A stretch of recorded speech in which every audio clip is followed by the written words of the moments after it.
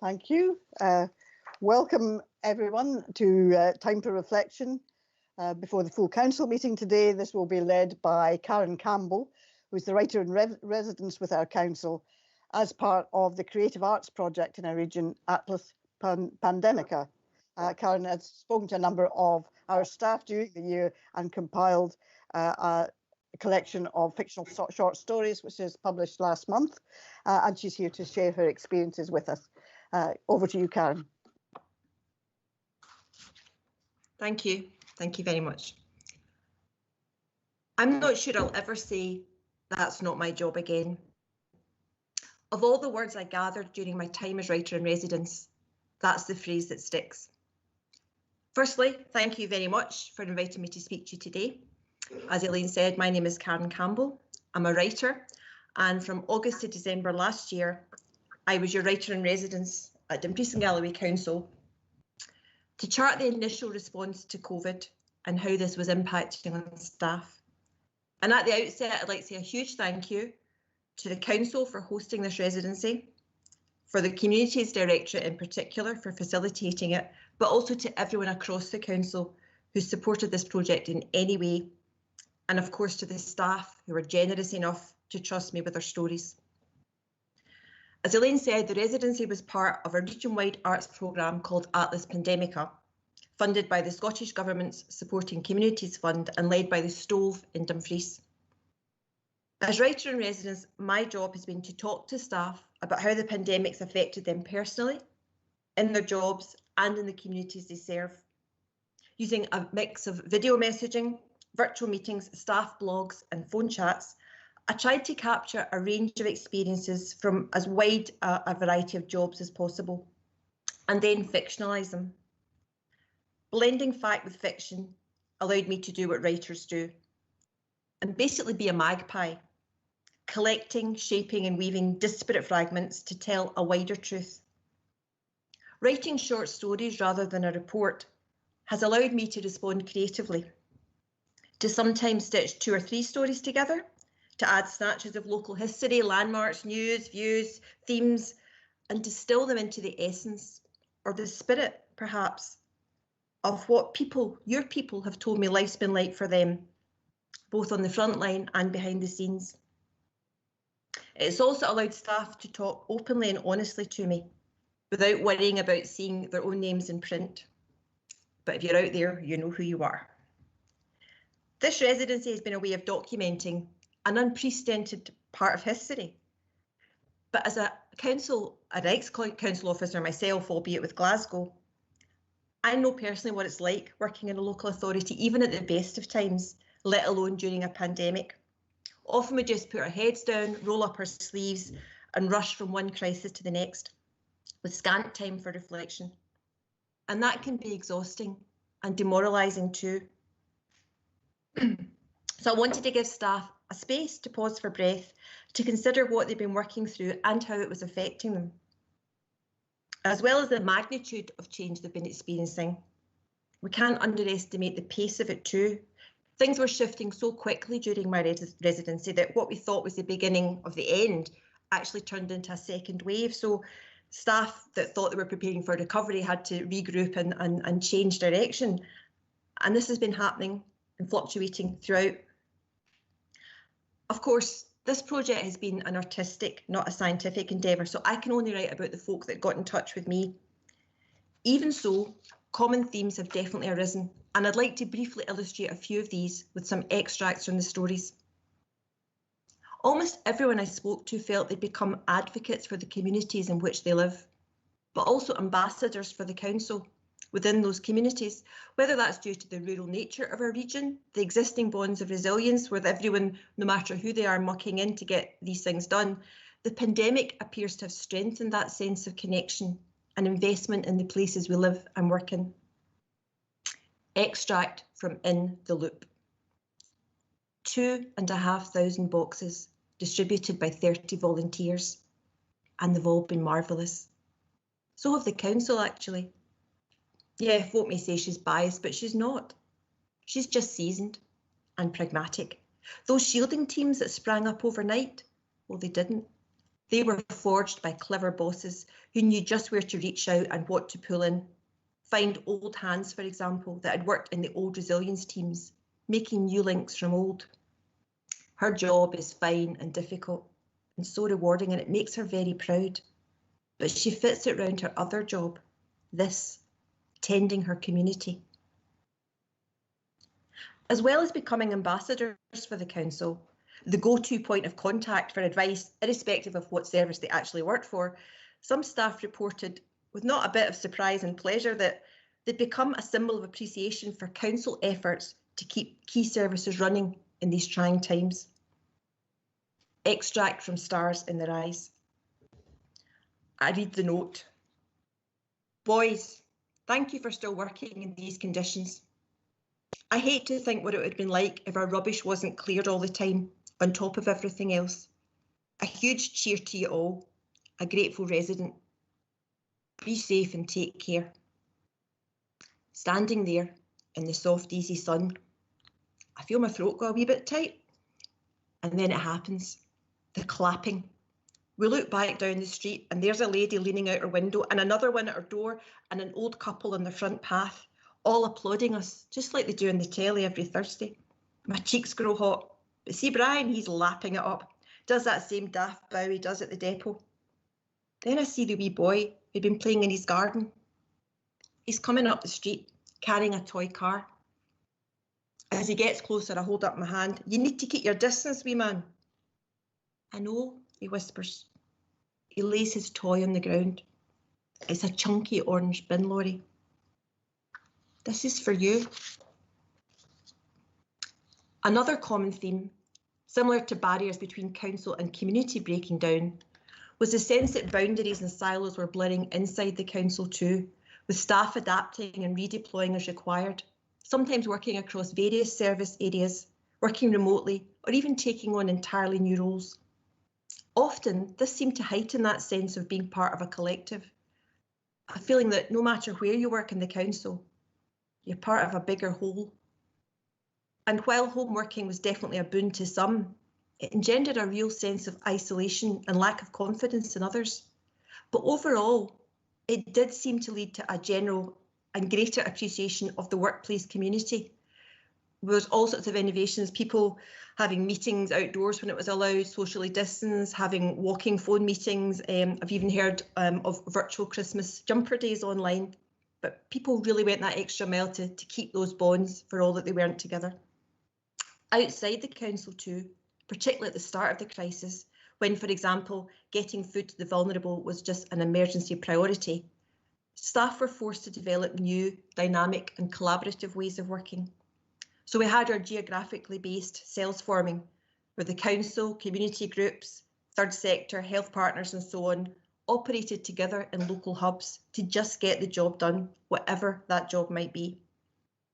One council officer commented to me that having everyone round the virtual table, it meant problems got solved almost as soon as they arose, and that keeping these new channels of communication and new ways of working going will be essential going forwards and rebuilding.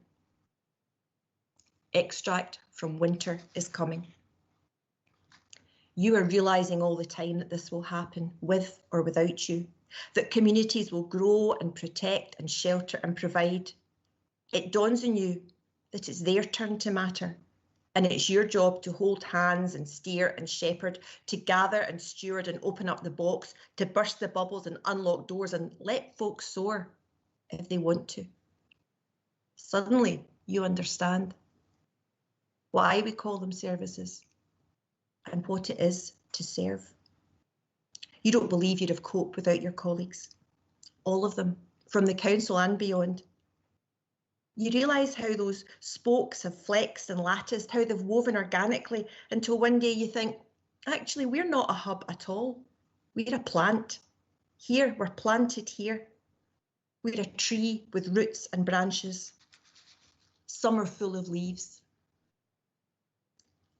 I thought a lot about trees and seasons when writing this book, about roots that anchor and branches that reach out and twine, about how, as our worlds have shrunk, maybe our hearts have expanded. All my stories, 21 of them, are going to be contained within the Atlas Pandemica website, but I'm really delighted that the Council have agreed to publish some limited hard copies too. And these anthologies will be made available to communities, council staff and elected members, I think within the next few months. I hope the anthology will give some insight into the personal stories behind the professional decisions that your staff have been making day and daily. We truly are all in this together. I believe that in building on this and keeping the edges between us blurred, so that communities see our decision-making bodies as less authoritative and more approachable, and so that we see all those in public service as genuinely working for the common weal, whoever they are and whatever their job. Keeping that new way of working means that we can continue being collaborative and working with the grassroots, all the upside downness that COVID has wrought on us. Let's make that matter. Let's change and grow and keep those edges blurred. I think it'll serve us well into the future, whatever that future might bring. Thank you.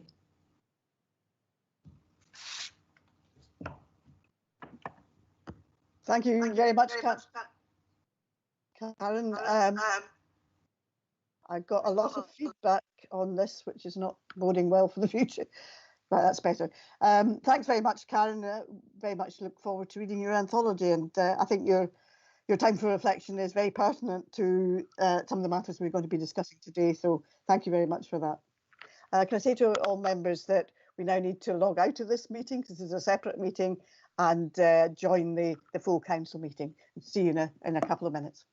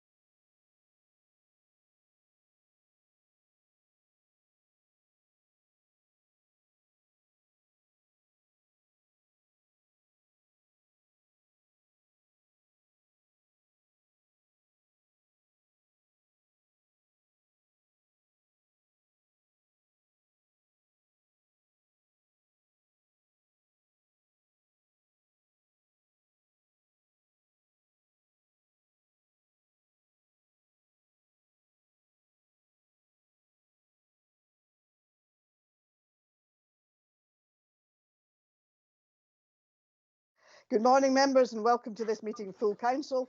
This meeting is being live streamed and recorded, and the recording will be made available on the Council website for public listening. This is the first meeting of full Council to have to be conducted totally online due to the current level 4 COVID-19 restrictions. Could I remind members to follow the good practice guidance, which includes muting microphones and switching off your video when you are not addressing the meeting.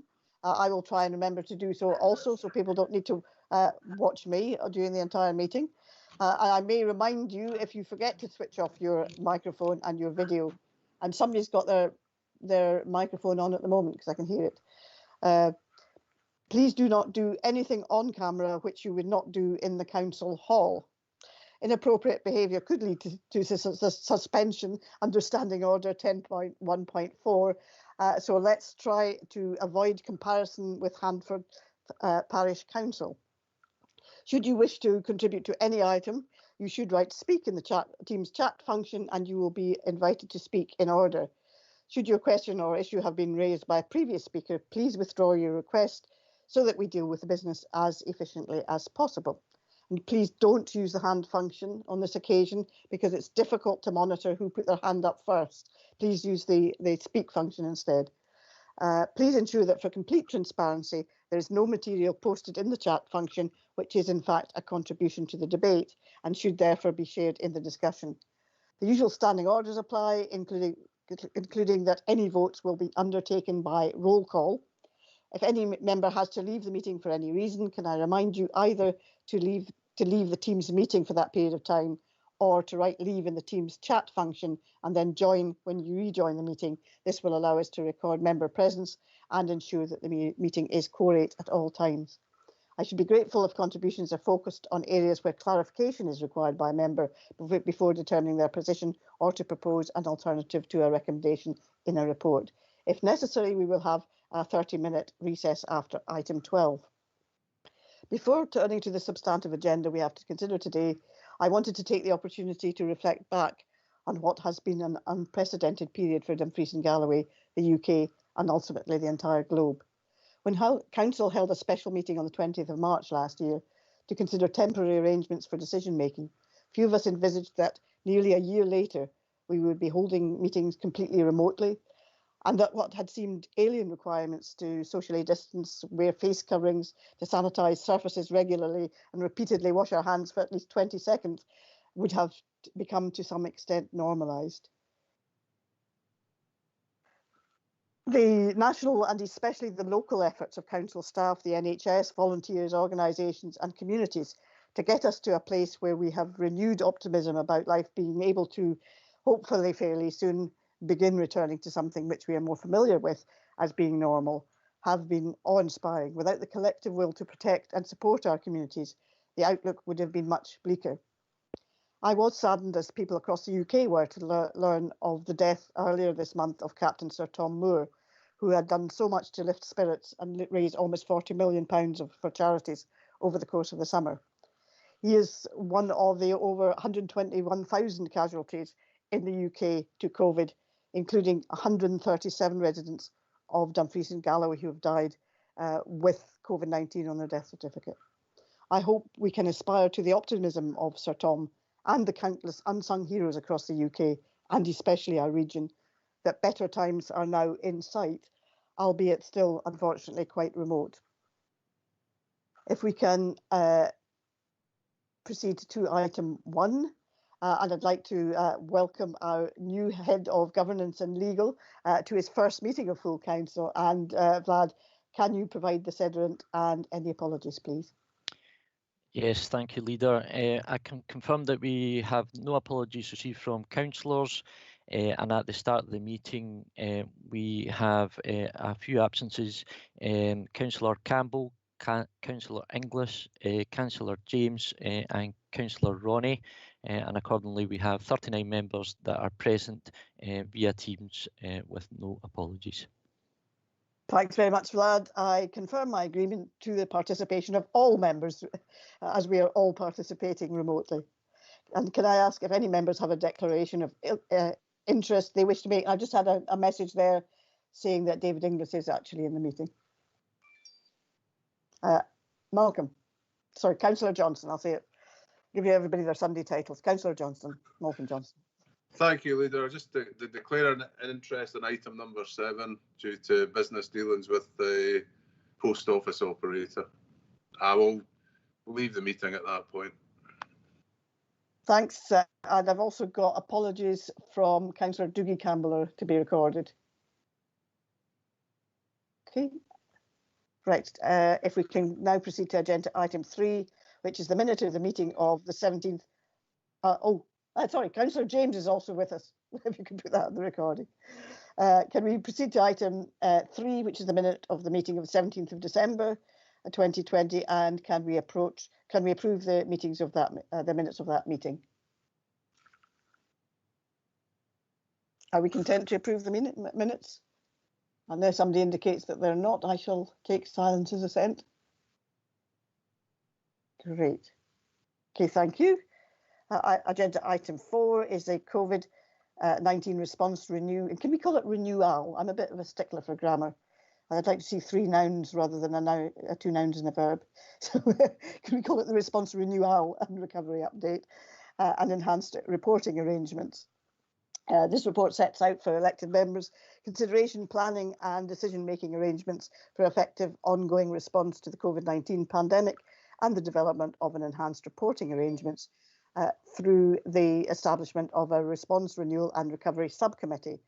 The arrangements reflect the requirements of the Scottish Government's legislative framework, supporting policy and guidance and the capacity required to effectively and safely operate within public health guidance. The report provides updates in relation to specific response activity, including COVID-19 planning, economic support, community support, shielding, workforce, home working, skills, education and learning, vulnerable communities, vaccination programme, winter planning, EU exit, border control posts and port health authorities. The report was updated yesterday in the light of advice from the Scottish Government. The updates were emailed to members yesterday evening and include 3 additional recommendations, which I hope members have had time to consider. Richard Griefson is available on Teams, and I now invite questions, and I have Councillor Scobie. Councillor Scobie.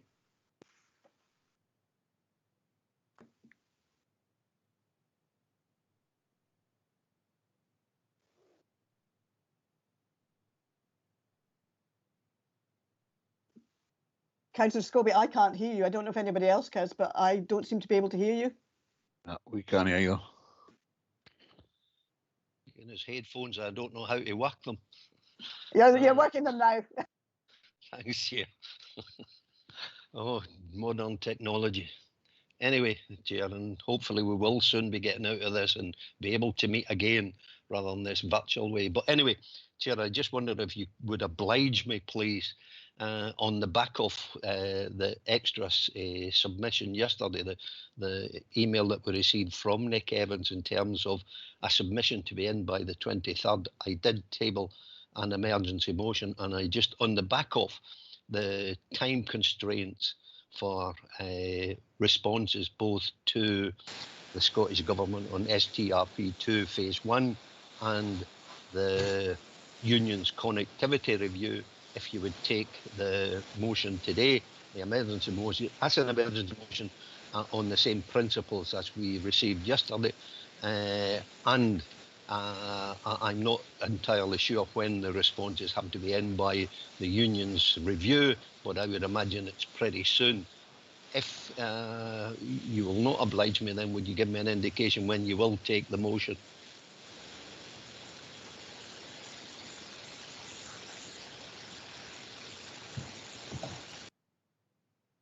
Well, that's not strictly speaking the matter under discussion at the moment, but as I indicated previously, we've asked for a report to come to the meeting on the 25th of March. That is 6 days before the submission closes to SBTR2. Unfortunately, connectivity review closed at the end of December, so we're not able to make a submission to the connectivity review, nor indeed as the Scottish Government. But we will be receiving a report at our meeting on the 25th of March, and we will then submit a representation to the Scottish Government, which may well include the matters that you wanted to discuss in your emergency motion, but I would imagine would include other matters, because obviously it's quite a detailed report and there are certain aspects of it which we might want to take advantage of. I can certainly think of one, having had a very brief look at it, area where we might want to make a submission to try to get some investment in this area. So we will be giving it a full discussion on the 25th of March, and you can be assured that a submission will go in time before the deadline for the Scottish Government. I don't think there's anything for Richard to respond to in that. Okay, could I have Councillor Wilson, followed by Councillor Carruthers and Councillor James. Councillor Wilson. Thank you, Leader. I think first of all, I welcome the further information in the report that was circulated last night. I think that demonstrates part of the reason why it would be a good idea to set up the RRR subcommittee, because there's clearly a lot of work that is moving at fast pace and a lot of information that we're gathering on a daily basis. And of course, that's only one of the big challenges that the region is facing at the moment. I wanted to ask a specific question on mass community testing. I think that everybody will welcome the successful submission that the council has put in, along with partners, to secure the testing across Dumfries and Galloway, and I certainly welcome the very place-based approach with sort of facility within each ward coming online over the next 6 to 8 weeks, and further mobile testing capacity being put in place. I think just a little bit of a question, a little bit of a plea. I think that robust and plain English communication is key here. I think that it's quite clear that testing, the World Health Organization has been telling us for over a year now that testing is key, and even beyond the vaccination programme, testing is going to be required to contain any outbreaks that occur. I think one question I do have, though, is about the capacity. I think there was a communication went out yesterday sort of encouraging or advising people that they should be going for 2 tests a week. However, it appears that we're going to have capacity for 10,000 tests a week. So I'm a bit concerned that we're encouraging more people to go and get a test than what we would have capacity to do. And obviously, we want to retain momentum. We want to retain the trust of the public. And we want people who are able to go to be able to get that test on that day. So just appreciate a little bit of clarification on that, and just a further plea for that clear communication, so we can take full advantage of this successful submission. Richard. Thank you, Leader. Good morning, members. Thanks, Councillor Wilson. Yeah, I think both the Chief Executive and I are in total agreement in terms of the issue and the importance of clear, plain English comms in regard to the mass asymptomatic community testing, which is a very proactive and very positive opportunity for us across the region to help address and stem the virus. We had a discussion last week at our strategic local resilience partnership, specifically in that regard. My understanding is there are some talking heads videos that have been recorded yesterday, so they will go out this week, just making sure it's very clear of the benefits of our communities engaging with the mass asymptomatic community testing programme, and we'll continue to drive that agenda as requested. In terms of capacity, certainly there is a desire to learn from some of the very specific mass community testing programmes that we put in place previously, where the take-up was extremely low. So we're keen to try and make sure that we cast the net as wide as we possibly can and encourage the usage of such facilities. I'll take back, Councillor Wilson, the question specifically in regard to capacity aligned with the target number, and come back to you with the assurances you seek from public health colleagues. But all in all, we're very supportive of the position, and we'll look to take it forward in the manner as described. Thank you. Councillor Wilson, are you content? In that case, I'll call Councillor Ian Carruthers. Thanks, Leader. My points were, I think I would like, if it's possible, to get a verbal update in regards from Richard in regards to the detail that we got last night with the further recommendations. I suppose we will get to that point. But just interesting what the actual conversations. There's been a bit of discussions. I just wonder what those discussions are actually like. If we could have got that, and maybe come back to again at the recommendations. But have we got a definitive timeline in regards to the? So we're in agreement with the committee structure being set up, but it's the end point. It talks about going to the next council term.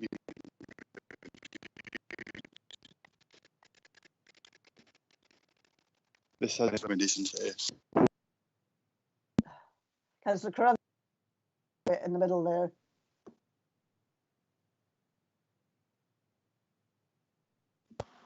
Sorry, Leader, I think I've got bad signal. Richard, did you catch enough of that to be able to respond? I'm afraid I didn't, Leader. My apologies. So, Leader, I'll come back. If there's other people, I'll come back. Give me 5 minutes, I'll come back. Yeah. If it's too bad, if you put it in the chat, we could take it as I'll read it out on your behalf if you're really having problems with the signal, and if you could type it into the chat, and I'll read it out for you. Okay, I'll call David James now, and we can come back to you and hope your signal's a bit better. Councillor James. Good morning, Leader. And it's a shame not to be able to see you in person. I'm not quite sure why we're holding this online since we've got 1,000 buildings. 3.10. I'm glad to see that this has gone into the long grass. This was the stakeholder engagement, and that was only going to be a cosmetic exercise in buck passing anyway. And councillors are paid, I think it's around £1 million a year to be the Vox Populi. So I hope that won't actually take place, and we're well past the midterm. 3.7. There's something about a border control post at Stranraer, and as unionist, I cannot support a border control post at Stranraer because both Scotland and Northern Ireland are in the UK, so we don't need a border control post there. If there is a need for some sort of office to control paperwork, then I would suggest that we rename it. Perhaps it could be a trade control office or something like that, but let's not put a border where none exist. And I would like to perhaps have guidance from an officer now as to whether we today could change the name to the thing that we're referring to there. Thank you. Thanks, Councillor James. The reason we're meeting remotely today is because we've all been told to stay at home. That's the government's law, if you like. It's the law. We stay at home except for essential travel, and therefore we are obliged to meet remotely. It's not because any of us have chosen to do it particularly, but because we have been instructed to stay at home. With regard to the border control post, I believe it's actually a requirement of the UK government, but I'll pass over to Richard, who can give you better information on that. Thank you, Leader. Thank you, Councillor James.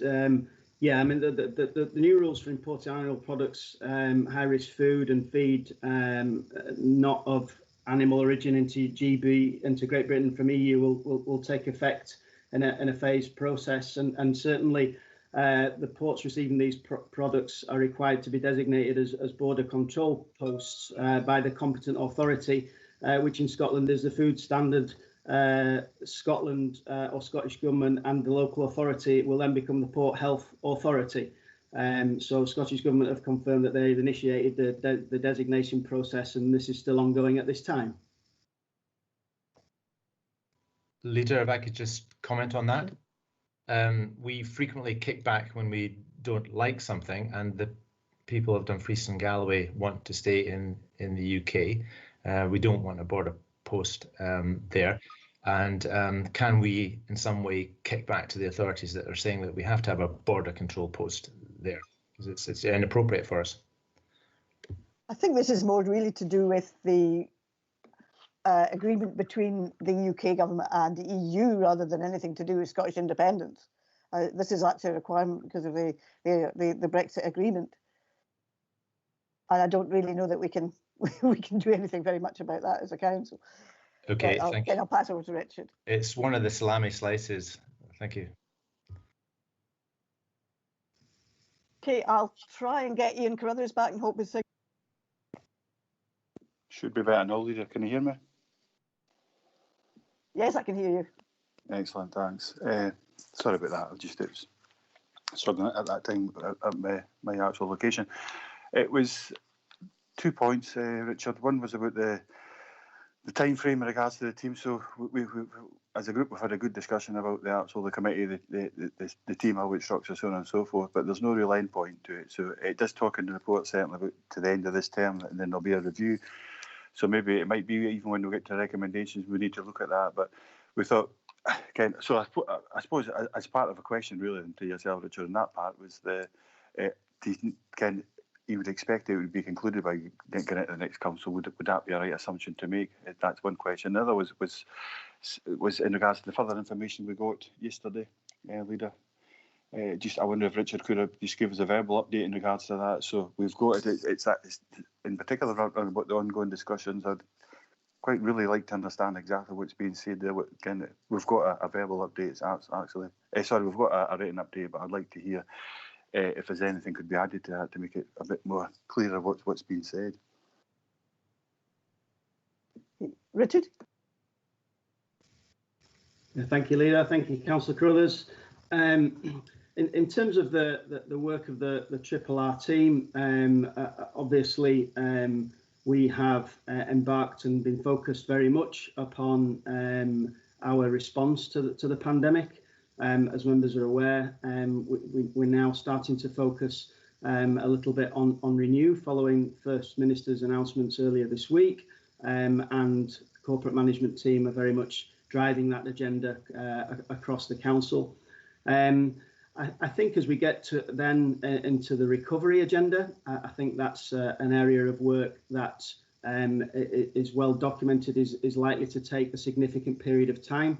I think the proposals before members today allow for a very exciting and proactive and creative way of members engaging with officers in order to really drive that recovery agenda and allow us to make some firm plans that will take us to the end of the current council and hopefully be able to put those recovery plans in place and drive that forward thereafter. But clearly it's going to be a longer term project in terms of recovering from what has been a very challenging last 12 months. In terms of the issue, in terms of the additional information presented to members, obviously Scottish Government have confirmed that the Cairn Ryan ports will not be subject to the same timeline for inspections as other UK ports due to the influence of the Internal Market Act on the legal basis for carrying out these inspections. And this is a very fast moving and frequently changing picture landscape. We are engaged with Scottish Government as part of that working group and colleagues are meeting weekly with Scottish Government at the moment. In terms of the funding, we've been informed that local authorities that will have access to funding to assist with the creation and augmentation of the Port Health Authority team. And as the paper is presented, Councillor Carruthers, they have requested that resource plan bids specific to undertaking these checks are submitted to Scottish Government by the 23rd of March. And obviously we've started that work, but it's a very difficult and very challenging, very complex landscape. And therefore it's really important that we continue to engage with government colleagues in that regard as we take matters forward. But in doing so, we've been very clear following guidance from elected members previously that the council needs the assurances in regard to any potential budget pressures that this may create. And as such, we're very keen to make sure that we take that work forward. We do so with members' guidance and support and direction, and make sure that we do so in the most efficient, effective, and economic way. Ian, is that satisfactory? Excellent, Leader. I mean, I suppose just to add to one of the points that certainly made within the group by more than one member, I would say. But so we will look for assurances that this is another directorship as well, certainly, because we need to be upfront about that if that's the case. But we'll maybe come back to that point as well. And I know I've had that conversation already with Richard privately and had the assurances, but I think we'll have to have that in public debate as well. Thank you. No, there is no intention of creating another directorate. Absolutely none. Councillor Wood.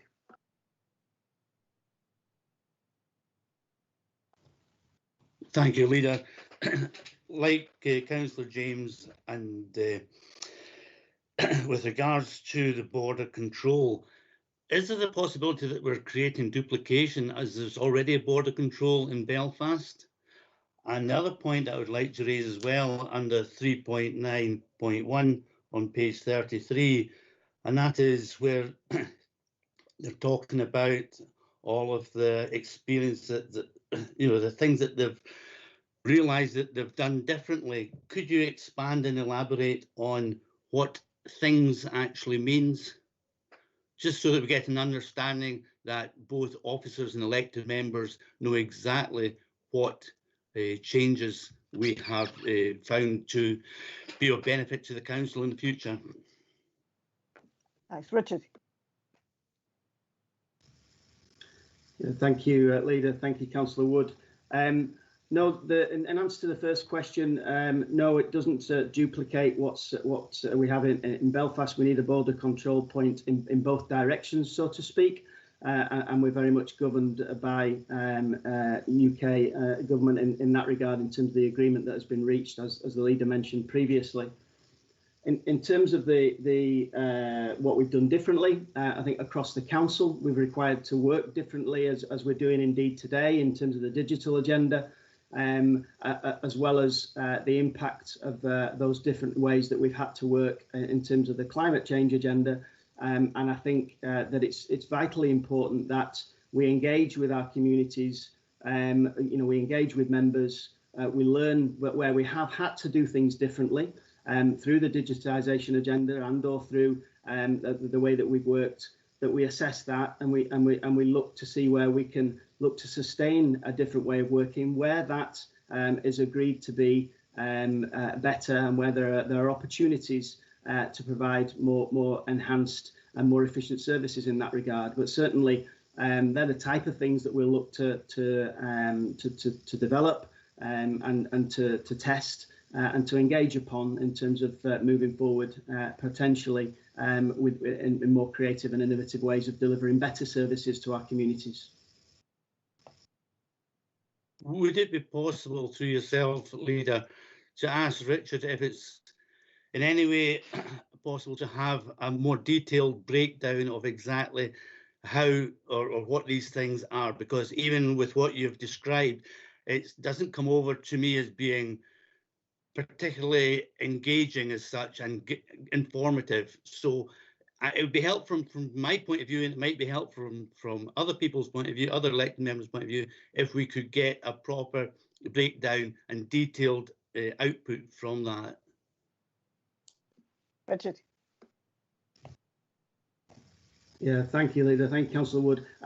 Absolutely. I think that the work that's ongoing, that's being driven by the corporate management team at the moment, is to get into the detail, Councillor Wood, of what the specifics are, where we can renew services in a different way. We have a joint CMT SLT session in a couple of weeks to start getting into the detail of that. And then it would be my intention, again, if the recommendations are approved today, to really have those debates with elected members as part of the subcommittee to test some of those theories and ideas and suggestions, and then obviously to coordinate wider with members thereafter. So delighted and excited to take that forward with you. No, I welcome that. Thank you very much, Leader and Richard.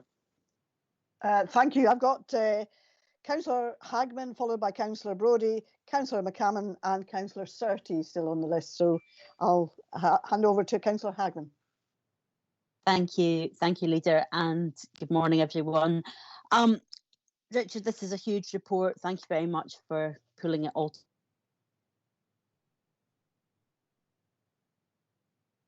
together. And I think 17 questions, which, oh, can you hear me okay? You dipped out just for a minute there, but oh, okay. I'll maybe switch my camera off. Hopefully that will be better. Yes, Richard, for the report before us and the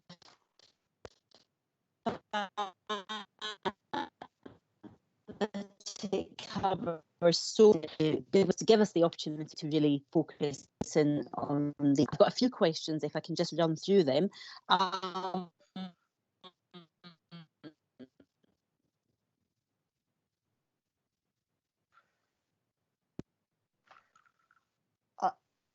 First, urgency within this. Councillor Hagman, we're losing you again. You know, I'll come back. If you want to take somebody else, I'll see Yeah, if I can get a better signal. Thank you. As I said, Councillor Hagman.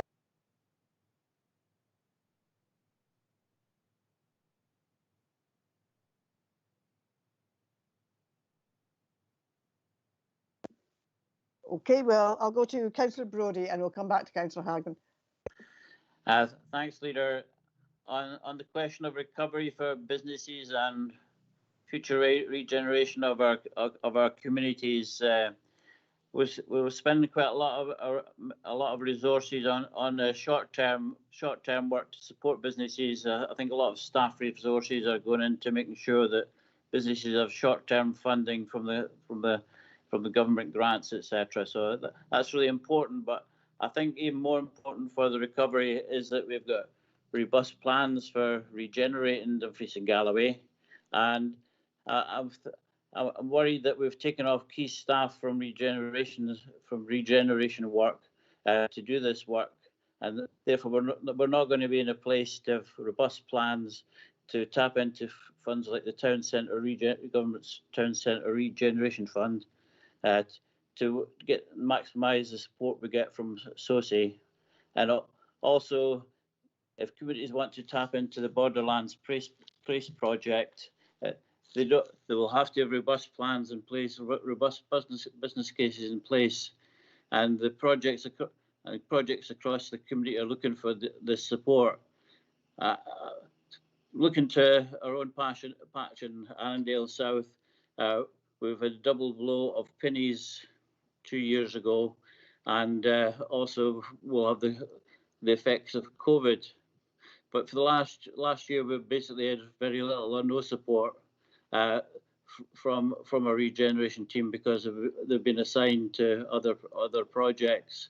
We did have a brief period when Annan Regeneration Steering Group were able to meet, but 3 of the last 4 quarterly meetings I think have been cancelled. So when can we expect us to concentrate on getting these strategic projects in place? Because I think we really need to focus on that rather than just the short term, or perhaps it's not the best use of our regeneration colleagues to be concentrating in the business grant. Perhaps it should be other areas of the council which do that. Thank you. Yeah, Richard, and before I bring Richard in, I've been asked to ask Councillor Charters if he can switch his camera off.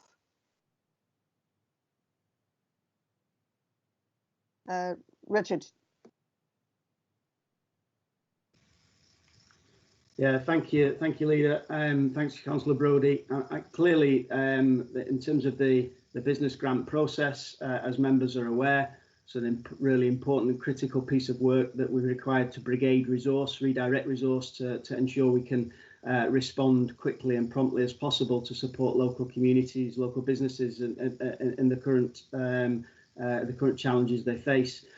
I think from discussions at senior leadership team, discussions with the Director of Economy and Resources, certainly the joint recovery plans, the multi-agency working, the strategic plans, some of which you've talked about, have certainly not stopped. There's a firm commitment that will continue, and the resources required will drive those agendas forward in a shared approach wherever possible. Certainly, I know from discussing with Director, discussions and the partnership with SOCI is strong and developing, and the Borderlands project and the report that's presented to members today is further evidence of that critical work being driven forward in parallel to some of the redirected resource that we've required to bring to bear in terms of the administration of the business grant programme. Councillor Brodie. Thanks, Leader. I'd like Richard to look into something for me. I had a meeting with SOCI, with a community group last week, and the indication was got that the council hadn't been making the most use of town centre regeneration funds, funds from the government, and we weren't applying for as many projects as we should be. But I'm not sure if that's correct. But so perhaps you could look into that and see and get back to me on the other councillors as well. Yeah, I'm not sure that it's correct either, because we've been pretty successful in getting things like the Regeneration Capital Fund. We probably punched above our weight on that, but I'll pass over to Richard. Leader, I'm happy to come back to Councillor Brodie's point and provide some further clarity on that. Okay, Councillor Davidson wants. Leader, thank you. I'll leave the camera off for the time being in case bandwidth is an issue. It was very much on the back of Councillor Brodie's point, and I do wonder whether it might be helpful, although recognising this is Mr. Graveson's report, to hear from Steve Rogers at this point, because I wouldn't want anyone to think that the very necessary allocation of staff to processing business support had been done lightly or was not having an effect. I wonder if Mr. Rogers would be able to just explain where we're at with that at the moment, just so members have the fullness of information, please.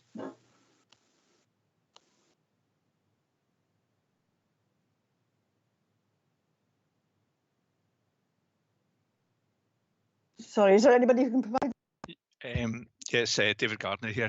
Thank you, David, Councillor Davison. Mr. Rogers is not actually available at the moment. In terms of the business grants, totally understand it's been a short-term reaction, but just to put it into context, I think since January we've given out over £15 million of funding through the strategic framework and the taxi fund, and both of these funds do take quite a bit of resource time to check for eligibility and deal with these cases to make sure that they're genuine, because we have also has instances of fraud cases with these, so therefore we have to be particularly diligent when we're going through these cases to make sure we do that. And in terms of I guess continued growth, obviously SOSI have some support in terms of expansion and business development support that we work alongside, and that is ongoing. And indeed, there's a few good examples in the Annan area of companies who have had substantial funding, both through SOSI and actually predecessor SOSEP that we're actually dealing with, which was creating jobs. So hopefully that gives you some context that some of that business development work is still ongoing. Thanks, David. Can we go back to Councillor Hagman and see if she's got a better connection now? Thank you, Leader. I will keep my video off. Okay, can you hear me now? Okay. It's a bit patchy, but carry on. Oh, I think the Teams meeting next door with the homeschool is maybe taking up some extra bandwidth. I've got a couple of questions, if I may. My first one is in regards to the vaccination programme. Now, I was made aware that our fire and rescue service aren't a priority for getting the vaccine, and that wasn't raised to me. But there was a point made that at sometimes there is leftover vaccines at the end of the day. Now, because our fire and rescue service are working within, they can be to the fire station within a very short time, and there was a request made that if at the vaccination centres any left over, could they possibly be considered to vaccinations at a slightly earlier stage, so that there's no wastage happening. By the very nature of their roles, they can respond, they will be there, Unfortunately, that could be passed back, please. Yeah. Okay. Richard, did you catch enough of that? I think I did, Leader. Yes, thanks, Councillor Hagman. Certainly, in terms of the NHS approach to vaccinations, that's obviously driven by the agreed cohort and the prescribed way in which that's delivered. Very much premised on clinical risk first. But I do know that the Scottish Government are currently looking at key roles and how that might be then rolled out thereafter. But we're very much governed by, obviously, Scottish Government guidance, Councillor Hagman, in this regard. No, that. Thank you. It was just a request, and the request was by no means that they should skip the queue as such. So thank you. My second question was in terms of mass testing. I have done my test by post because it wasn't possible for me to travel to a test centre. However, I'm wondering, is there going to be any capacity within my ward in the Mackers? This was a request to be delivered in the Southern Mackers, and that wasn't progressed, although I was assured that there would be the issue would be looked into. So I'm just looking for assurances under item or agenda the 3.4. Make two. So mobile testing, will there be testing in the Southern Mackers?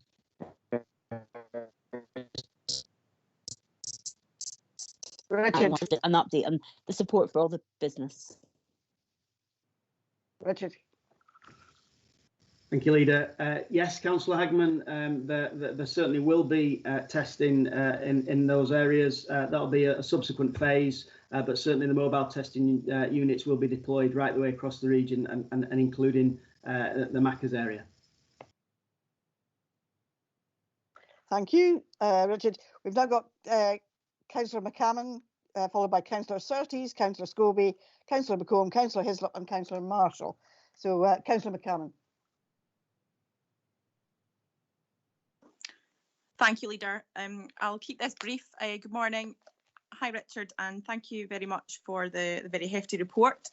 My question, just a very quick question based, it was prompted by a conversation I had with a parent yesterday. It's item number 3.164. It states that everything possible is being done to provide transport.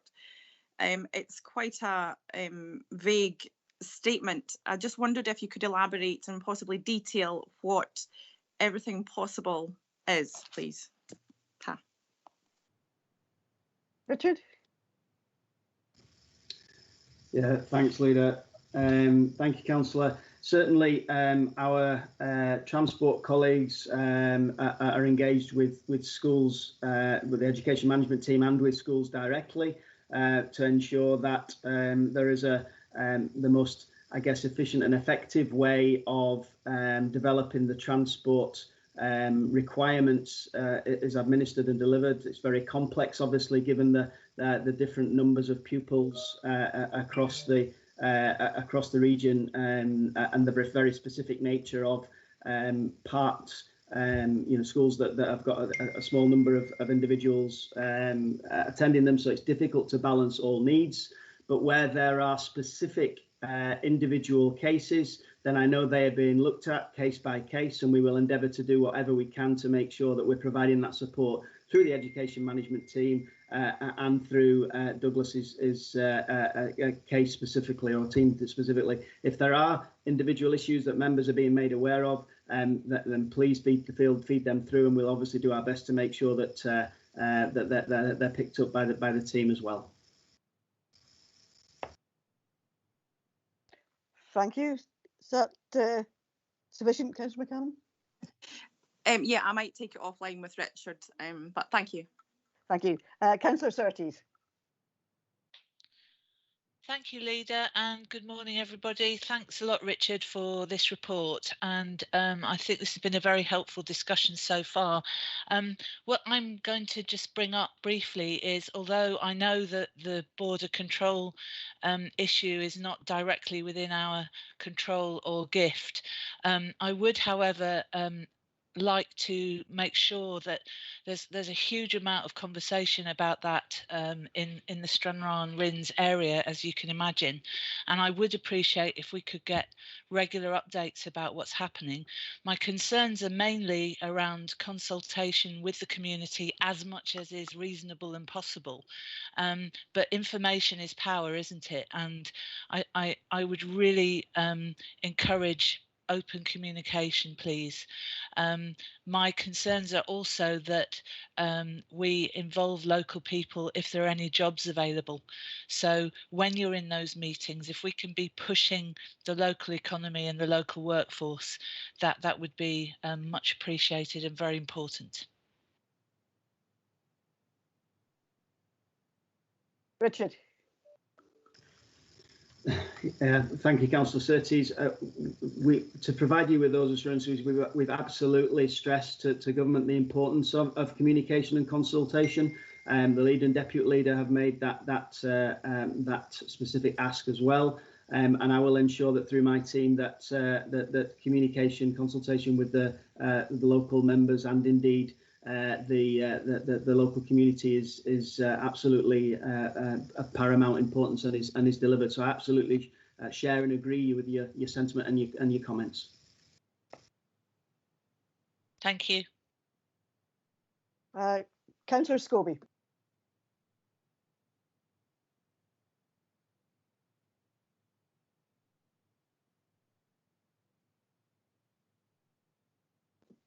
Councillor Scobie.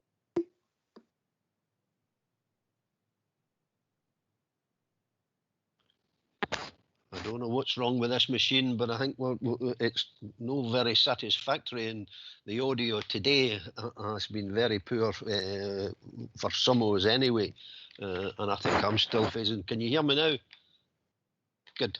Aye, what I was saying there was, I think the last time I heard of the 3 Rs was back in 2011 when the then First Minister Alex Salmond opened the port of Cairnryan.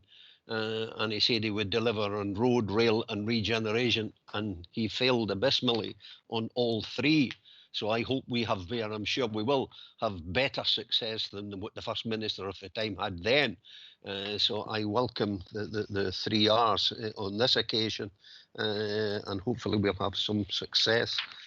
Just on the vaccinations, and we heard that indeed we are moving forward, the programme's working well, and that we may have already started the 2nd vaccination. What I would hope doesn't happen is that it slows down the vaccination programme to the point where we are unable to deliver on the groups that are mentioned in 3.3, 4 and beyond, below the 50. And that we keep up the rate that we are going to, and be able to do that with a vaccine that's available, and not to use it as a finger pointing to the government, the UK government, that the vaccine isn't available. So I think we need to keep on top of that vaccination programme, and I would seek Richard's reassurance on that one. Just on moving, and again, as has been said, I welcome the mass testing and the efforts that were made to bring this about in Dumfries and Galloway. So those are 2 points there. On 3.64, where we refer to standing down the lorry park at the Castle Kennedy, could I have some clarification on that one as to whether payment continues for the lorry park, and if so, who actually pays for that?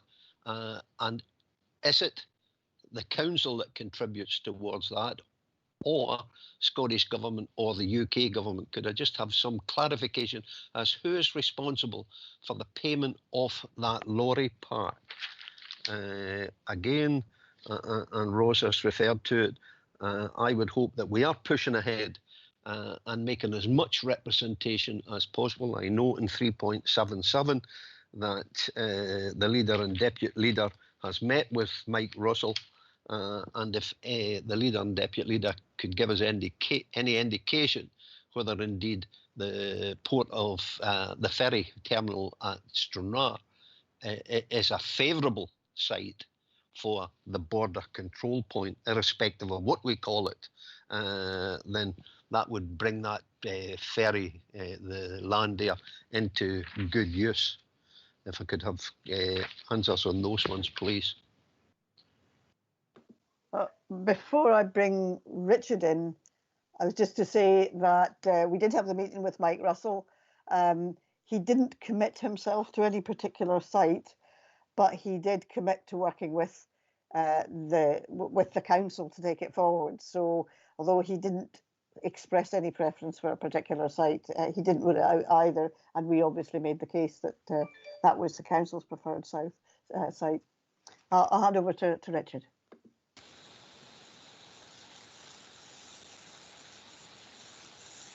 Thank you, Leader. Thank you, Councillor Scobie. And maybe just pick up the second point first, if I may. There is certainly no council financial contribution in terms of the overflow site, which has now been stood down due to lack of demand. Those are costs incurred by Transport Scotland. My understanding, Councillor Scobie, is that was an initial period of a year in terms of the lease. In terms of the vaccination programme, I think we're performing extremely well. A total of 56,311 vaccinations since the start of the campaign up to the 24th of February is the most up-to-date data. That's 38.8% of the population in Dumfries and Galloway aged over 16.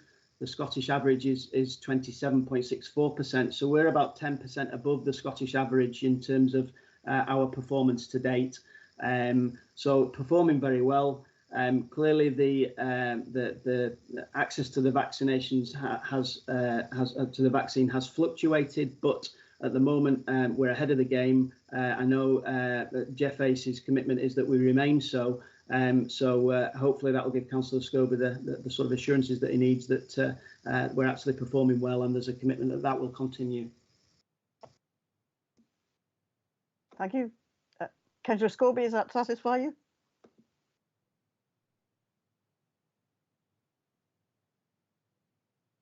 Okay, we'll proceed to Councillor McComb. Thanks, Leader, and thank you, Richard, for the report. On page 33, Richard, there is reference to food exports. Food export health certificates. Could members please be told the cost of these certificates? That's my first question. Second question, does the certificate, does it apply per consignment of food, irrespective of the size of the consignment? And the third question, does it cover all types of food?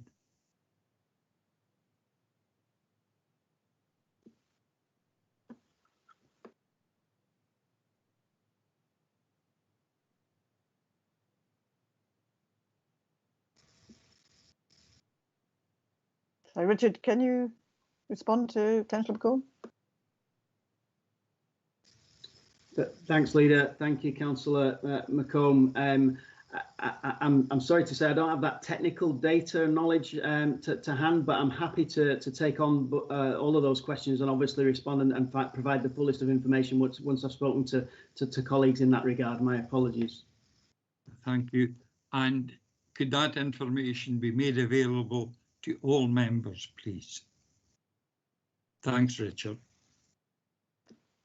Thank you. I've now got Councillor Hislop, followed by Councillor Marshall and Councillor Thompson. Councillor Hislop. Thank you, Leader. I suppose my view is we're setting up this new subcommittee, which I think needs to be there for, a short-term period that covers the response and recovery time. However, what will actually be reported there, and what will be the reporting mechanisms? Because at 318 it says the subcommittee will discuss, etc., etc. then the same paper then has to go back to the service committee for any implementation. So are we just setting up a talking shop where we're not actually going to deliver anything other than when we take it back to the service committee, or do the delegations within 318(7 on page 40 allow the subcommittee to actually implement? Because what happens if we go to a decision that's cross-council or cross-sector, and what we actually find is one committee votes for it and the other committee doesn't? Where do we go then? We seem to be creating something in the middle that doesn't have a power or doesn't have the ability to do anything, and we have to take it back to the service committees. Now, it's either going to do something or it's going to be a talking shop. We need something to define what this committee is actually here for.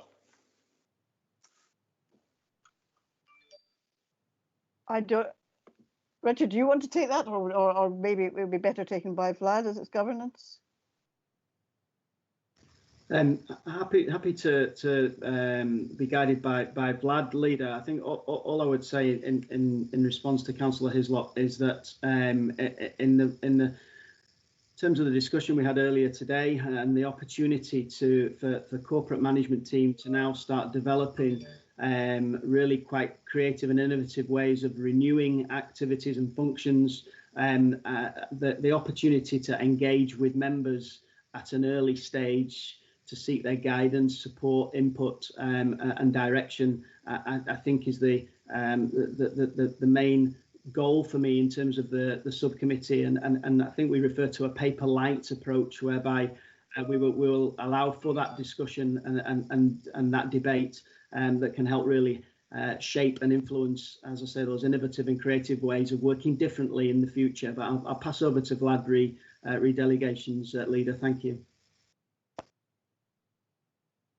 Yeah, if I could, thanks, Leader. In terms of the delegations which are set out in paragraph 3.18.7, it does absolutely make the recommendation as to what's required thereafter in terms of through the various committee planning structures and to strategic committees and partner organisations.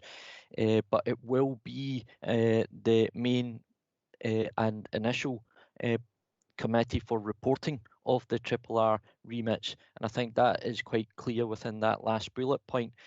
However, there may be other recommendations that may flow to other committees in terms of our normal governance structure, but I think that's quite appropriate, just bearing in mind what we're trying to do here, which is to have that initial discussion and guidance both locally and nationally, as well as take us through the relevant council governance for proper decision making.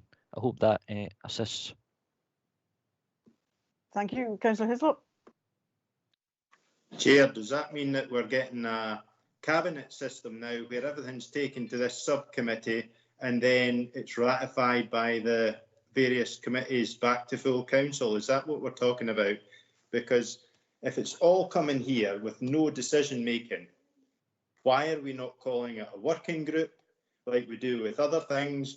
And we could have different discussions at a working group, because it has to be reported back to this subcommittee. And if you're reporting it back to the subcommittee, the same information that you took to the, if you're reporting it back to the service committee, the same information you took to the subcommittee must go back to the service committee, so you're duplicating any effort.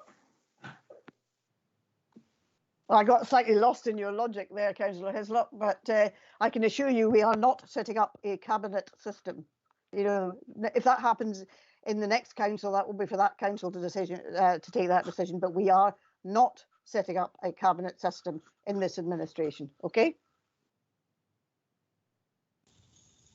Can you, Richard, are you able to, or Vlad, answer, if you've been able to follow it, the question that Councillor Hislop is asking? Again, Leader, I'll kick off, but then pass to Vlad.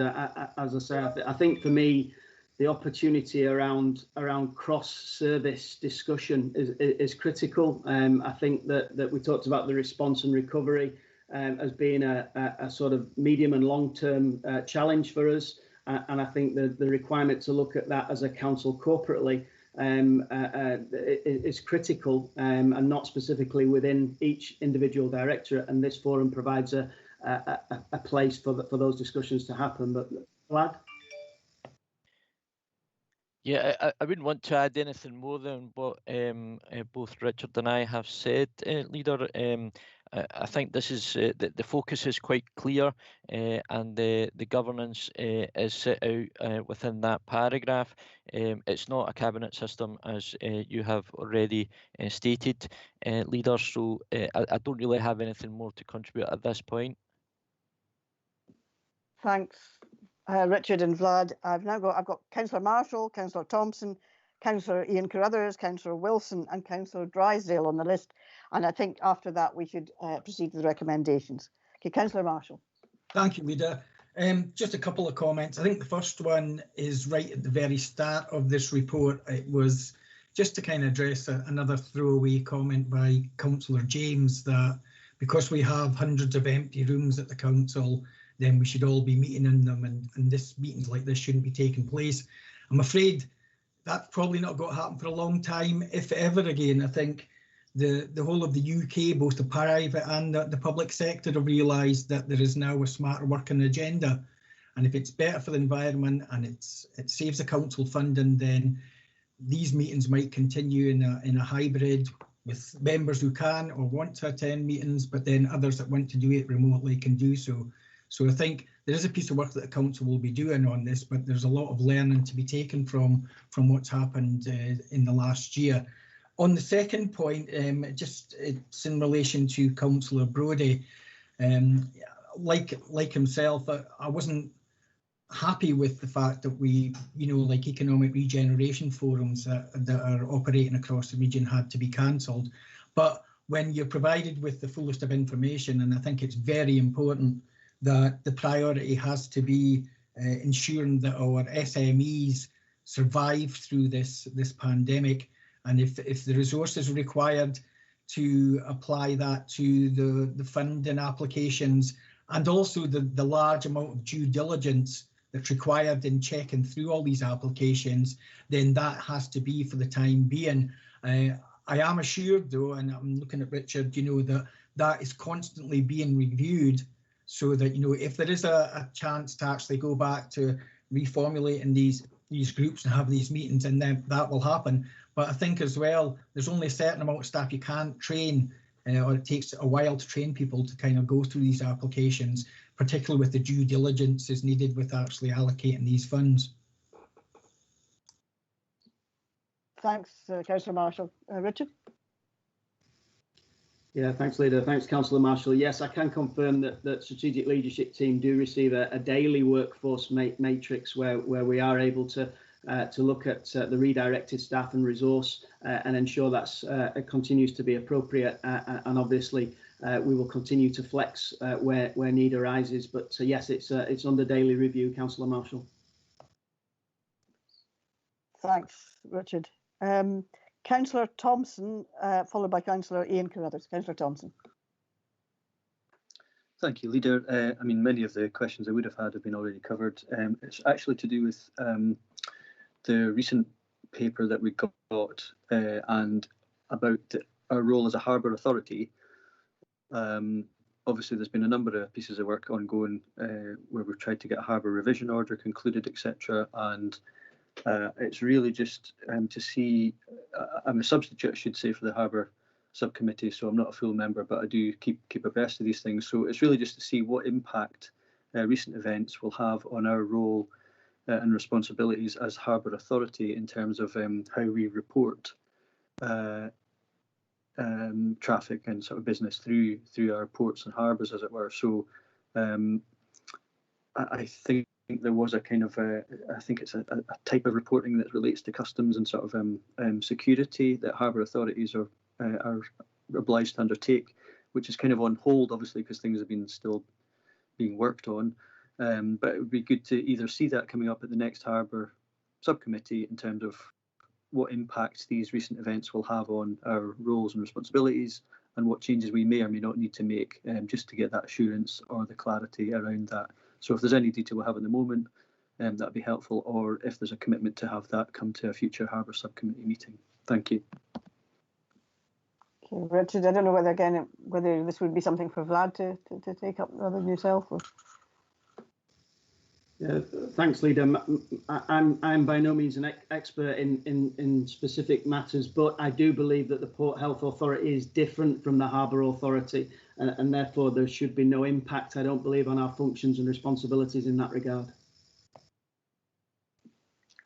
Just Thanks. To come back on that, I appreciate that, but I think there is something like CERS reporting, which at the moment, I think it's custom arrangements and exchange of information between member states. Now that might or might not be an issue, but I think there might be a little bit of clarity in terms of other things that we may need to report, but at the moment don't. So it's just to get that clarity, I think. I think maybe somebody needs to come back to us on that one, just to check that out. Councillor Ian Carruthers, followed by Councillor Adam Wilson and Councillor Pauline Drysdale. Councillor Carruthers. Thanks, Leader. I'll be brief. The question really is probably towards yourself and the Deputy Leader. So if this gets agreed today, I'll come back to the points I was making earlier in regards to the committee itself. It is being set up, and I think Ivor's raised some appropriate points here, but proof of the pudding's in the eating. The first bullet point at 3.18.7 was the one that really attracted me to this particular committee. This is where we can potentially attract a lot of influence, whether it's whatever type of resource, financial or otherwise, down to the south of Scotland, and this really sets us up for that. So, but for yourself, Leader, and I think Rob, the Deputy Leader, so it talks about yourselves, it'll be Chair, Vice Chair. It doesn't talk about frequency. It doesn't really say, okay, with this type of report and coming back to full council, will it affect that at all or not? Because I think the full council still needs to be aware of what's actually functioning, and not just a delegation of 11, a quarter of the membership of the council. So really for yourself, Leader, and the Deputy Leader, if he feels it appropriate to come in, but how often will it meet? And I'm sorry, I've got a dog jumping on us. I don't think the frequency has been decided. It might really be a sort of more of an ad hoc basis, a bit like the review of standing orders, where meetings are called when they are required. So I would imagine they would be required more often than the standard review of standing orders subcommittee is. But also, I would anticipate that we would still report to full council, because clearly there will still be questions that all members have.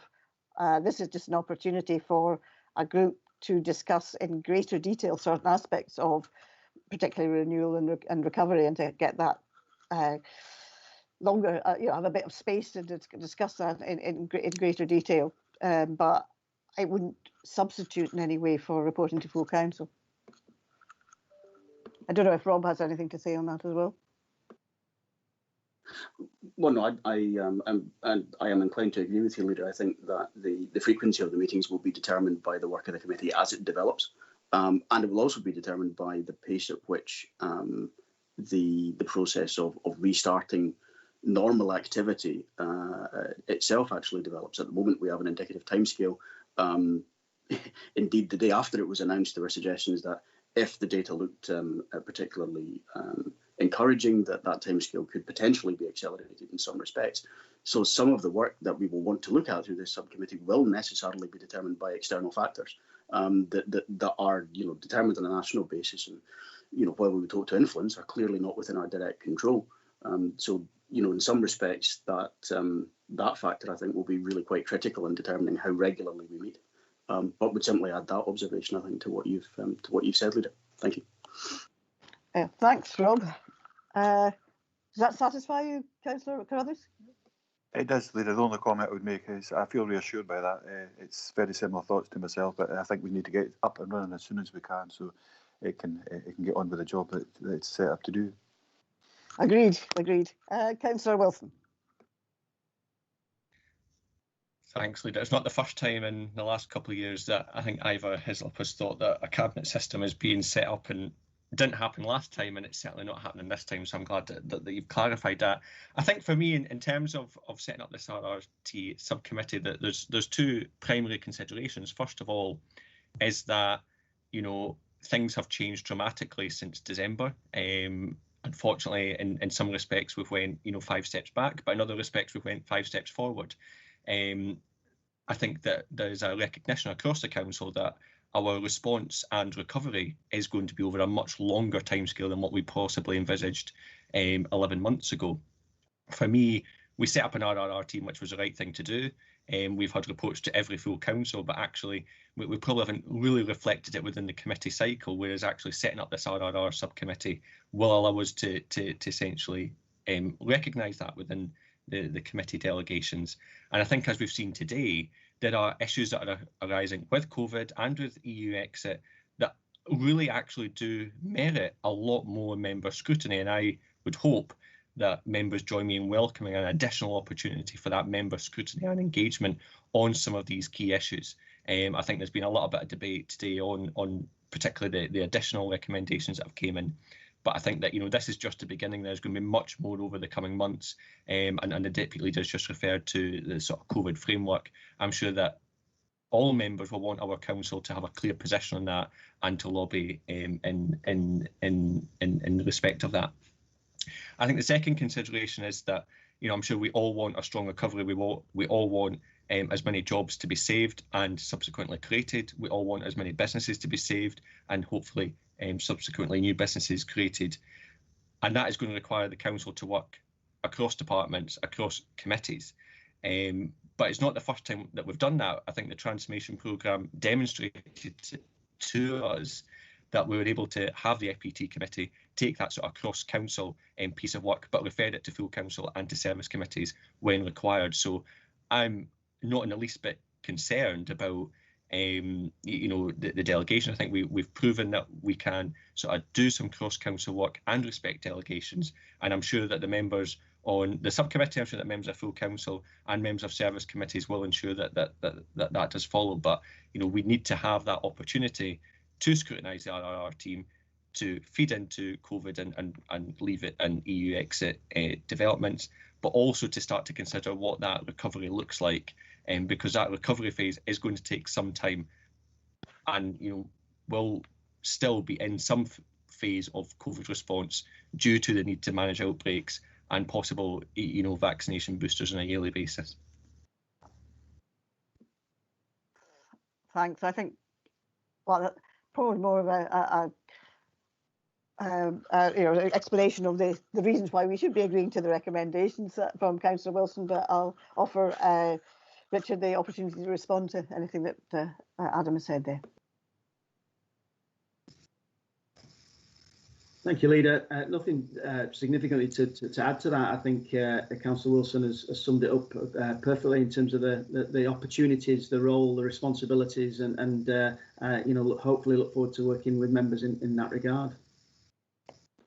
Thanks, Richard. And the last question before we go to the recommendations is from Councillor Drysdale.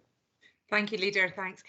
Richard, thanks for the report. I'd like to put on record my thanks also to David Gardner for his prompt response to all my queries from constituents with regards to business grants.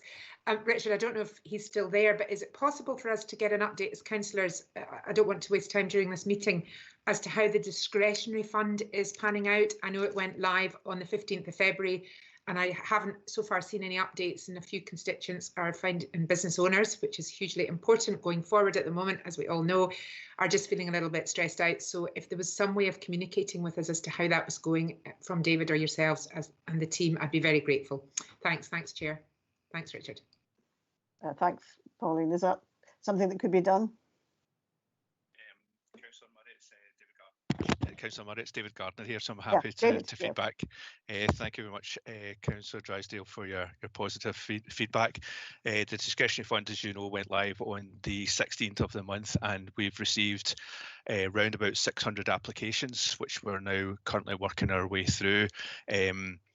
These statistics will be added to the members' updates along with the strategic framework, hospitality top-up funds, taxi fund, and the pending new funds around contingency, self-catering funds. So they'll be supplied on a daily basis very shortly. So hopefully I'll give you an update on the progress that we are making with the discretionary fund in particular.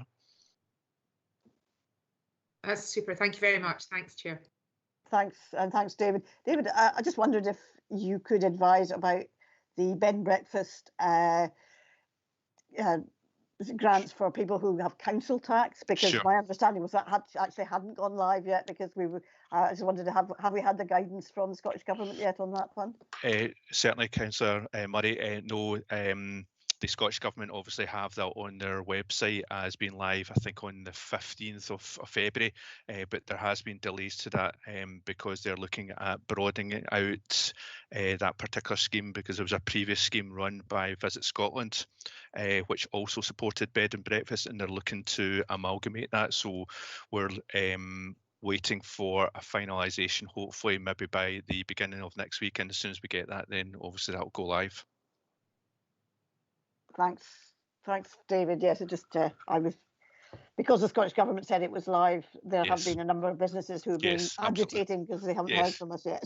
Yes, absolutely. So I would hope by the beginning of next week that will go live, and it was originally planned as invitation only. That may or may not be the case.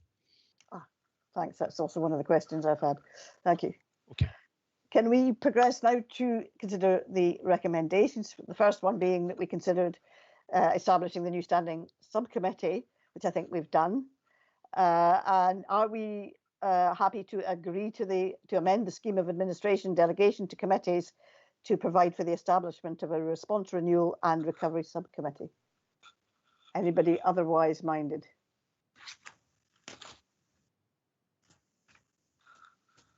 I'm not seeing that. Agreed. Agreed, good. Then we'll be asked to note the updated position for council services and the current position specific to the regulatory paperwork checks. That's the new recommendations which came in yesterday. And that's just for noting, but we're being asked to agree to the submission of a data resource plan for funding associated with regulatory paperwork checks on the Scottish Government by the 23rd of March, which is the date we have to get our funding bid in. We're happy to agree to that. Agreed. Great. And finally, we're to note the Scottish Government's current position with regards to start-up funding, but also the need for further funding requirements to support physical checks. And are we prepared, therefore, to agree that the Council request the Scottish Government ensure that the creation of a future border control post, regulatory checks and the need for an associated health authority team is cost neutral for the Council? Agreed. Agree to this, lobby the Government on that, and we shall do so. The Deputy Leader and I intend to write to the Scottish Government to that effect. If we can progress now to agenda item 5, which is progress on the shared action plan for Dumfries and Galloway Council and Dumfries and Galloway Youth Council. The purpose of this report is to provide an update on the shared action plan for Dumfries and Galloway Council and Dumfries and Galloway Youth Council, developed at a joint meeting on the 18th of February 2020, agreed by full council on the 27th of August 2020 and supported by the Short Life Officer Working Group. Youth participation and engagement strategy sets out our commitment to working with young people. The YPES was co-designed with young people from across the region and highlighted a fresh approach to youth participation and engagement through the creation of a regional youth council. The report proposes the next steps to be taken, the actions taken to date, and provides an update on the Youth Council elections, which will now take place in November this year. Mark Malloy is available on Teams to assist members with any questions, and I see a number of people have come up already. If I can just... first is Councillor Wilson, then Councillor Drysdale and Councillor Bell. Councillor Wilson. Thank you, Leader.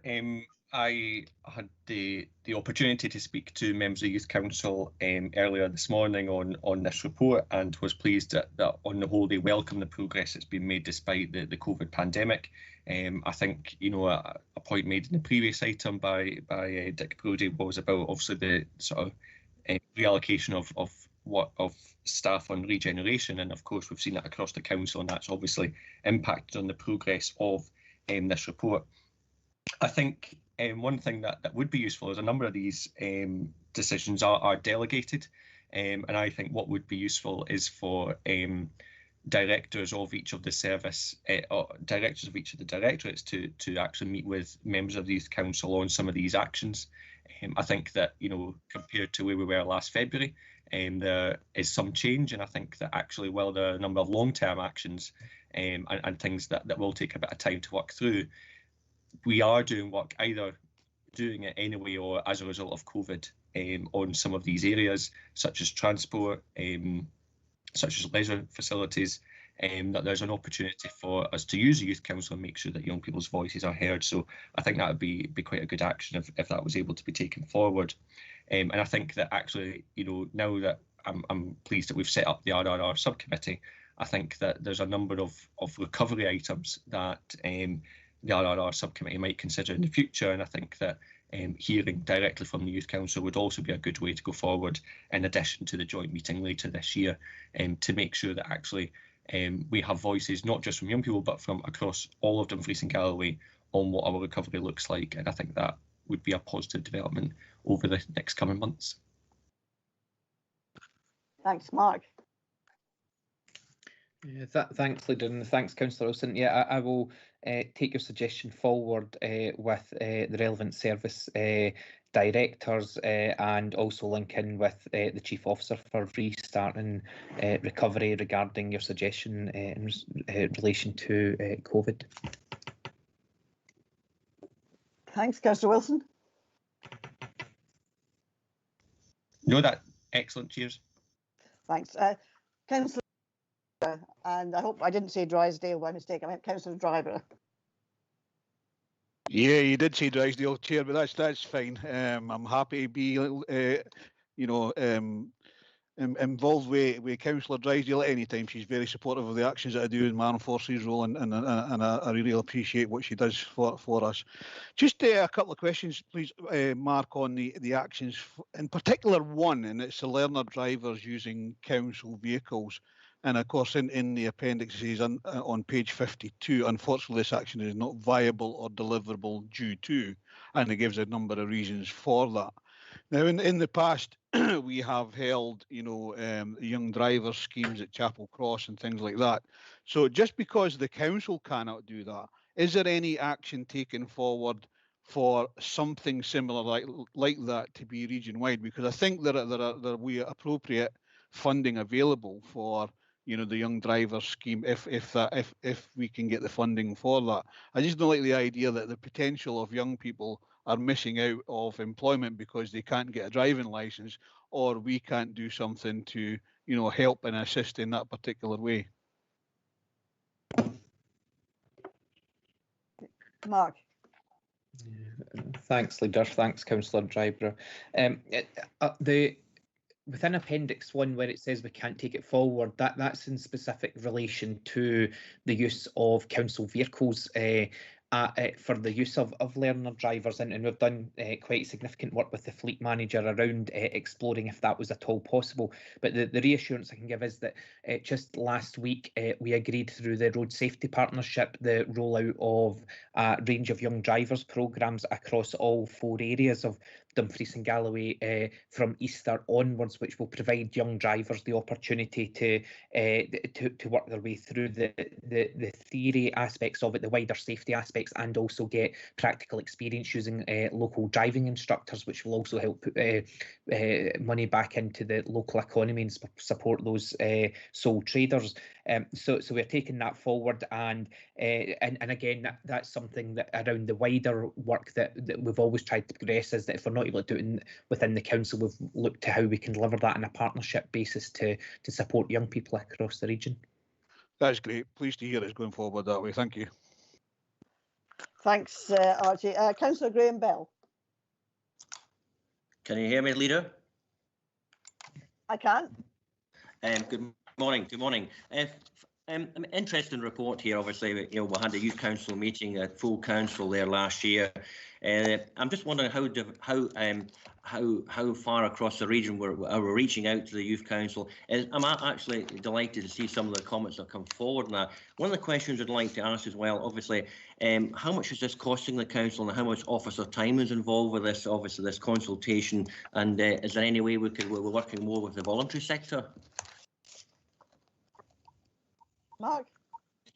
Yeah, thanks, Leader, and thanks, Councillor Bell. In terms of the reach across the region, we've got young people that are elected across all wards, and also for some of our protected characteristic groups, to ensure that those whose maybe voices are seldom heard have the opportunity to do that. And the Youth Council has been meeting monthly, including through COVID, and over and above that, meeting and taking forward a range of practical projects. So very much it's about them coming together to discuss things, but also delivering projects within local communities, such as beach cleans or environmental workshops with young people, or work that they've done around mental health. So the young people are very much volunteering their time to deliver on a range of actions that's within the Youth Council's overarching action plan that they have themselves.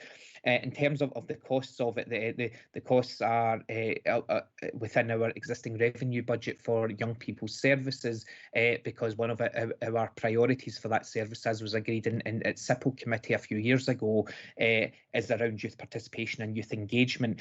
So there's no additional costs to that, and I can provide the reassurance that in terms of involvement of our third sector partners, that they are absolutely involved in this, and there's regular support and ongoing engagement through third sector Dumfries and Galloway. But on a ward level, the youth councils are very much engaged and involved with third sector partners within each of the wards.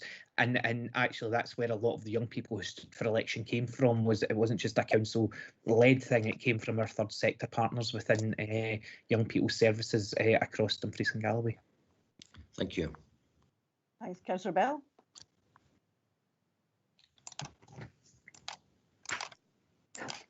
Okay,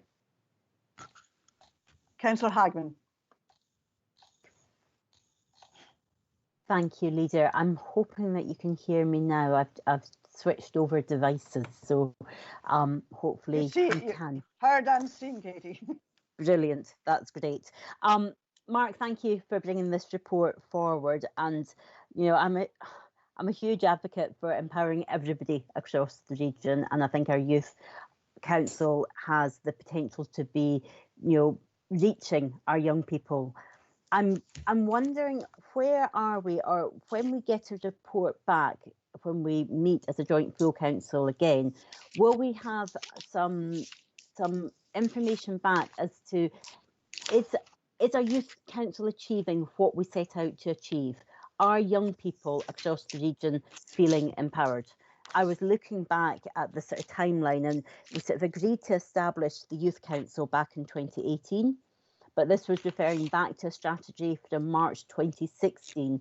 Now we're 2021, and certainly one of the points that was made to me before I became an elected member was that sometimes things move incredibly slow within the local authority, and young people don't move incredibly slow. So are we keeping pace? Are young people getting engaged? Do they feel that what we're doing is actually worthwhile and working?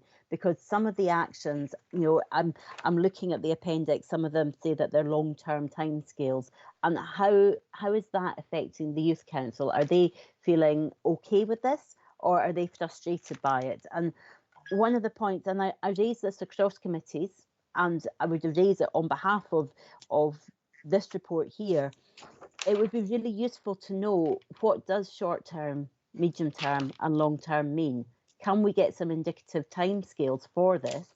And can we get a percentage complete? Because in other committee reports we get, you know, we're expecting to deliver this by a certain date, and we're, say, halfway there, we're sitting at 50%. And that lack of detail is missing within this appendix. And I don't know if the Youth Council are asking for that level of detail, but certainly as an elected member on the full council, I would like to see that, just to ensure that this work is actually progressing. I think it is important, and I'm really heartened to hear that the Youth Council are meeting regularly. Could we get some information back at our joint full council as to how often and what subjects are being discussed, so that we as elected members can be assured that young people are being able to fully engage in the process? And you know, it's a huge amount of work there, so thank you for taking it forward. But I think it's really important that we keep driving forward to ensure that this service is the best it can possibly be. Thank you. Thank you. Mark. Thanks, Leader, and thanks, Councillor Hagman. There was a few points within that, so please tell me at the end if I've not covered them. In terms of the joint full meeting that's proposed in June, our intention with that is to bring a comprehensive report for members' information and for noting on the Youth Council's action plan, because it's very important to remember that the Youth Councillors have their own commitments on a ward level and on a regional level that they take forward. So what's in front of members today is just the parts of that relate directly to the council. And over the coming months, the Youth Councillors will also be aiming that prior to the full council meeting that they will meet with members on a ward level again, which also happened last year, to provide updates to members on the actions that they had agreed within each ward when those initial meetings took place at the very end of 2019. So members can look out for those meetings. In terms of the timescales within the report, in terms of short, medium and long term, apologies that that's not in the report again, but we did highlight it in the previous report that it came to council in August around what we meant by that. So I'll make sure that going ahead that's included within that, and also look around the whether we could use a kind of RAG status or something similar to Pentana without making it quite cumbersome and time consuming in terms of monitoring that report. And I think in terms of what the Youth Council are discussing, I think young people by their very nature will always want things to move faster than maybe any public sector organisation could. But I would like to think that as a whole organisation there was a commitment there from all directors and from the Chief Executive around ensuring that these actions were progressed as much as possible, and appropriate staffing resource was allocated from each directorate to help move forward with each of the actions in a timely fashion, considering the situation that we're in at the moment with competing pressures. But the minutes of the Youth Council meeting and all the discussions are available for members to review online in the same way that full council's minutes and meetings are. So it means any young person can access them. But I think overall young people are very realistic that not everything can progress at a fast pace, and a lot of that's just been about explaining that and taking them through the processes that we need to go through. And I think there's been a real willingness there to do that from all directors. Katie, is that? Yes, thank you, Leader. I could ask 101 questions, but if there's anything else, I'll take them offline. But thank you, Mark. Thanks, Katie. Now, I've seen Councillor Nicholson has his hand up, but she's lucky I actually saw it. But Councillor Nicholson, and then we'll go to the recommendations. Thank you, Chair. I'm having difficulty with the cursor to move things. It's not just not working on this. That's why I put the hand up. Sorry about that. Just on the, it's a very good report, I think, and especially in COVID times and the difficulties that has created in the past to try and get organisations in place. And I think it does show a very positive way forward. And the timescales obviously impacted by the COVID, but there is a recovery period as well coming up, and I think it is important to get the youths have their voice heard even louder during that time, and especially in the job situation and maybe businesses and starting up their own businesses or working through businesses in the high street, for example. I noticed that one of the agreed actions is reduce rent or rates for vacant properties in high street. And the kind of one-line comment is this is not in the control of the local authority. Well, I think it's a very short answer, but it's just it's not true that either. There is things that you can do or facilitate, whether it be through third sector, whether it be through housing associations and their schemes, for example. And they had, I know that DGHP and that they did have facilities, funds and that to start up businesses in local areas for not just in particular young people, but it could expand into that. So I think there are opportunities out there, and I don't think we should just forget about that, because it is going to be more important for everybody during the recovery period and try to get the economy back in stand.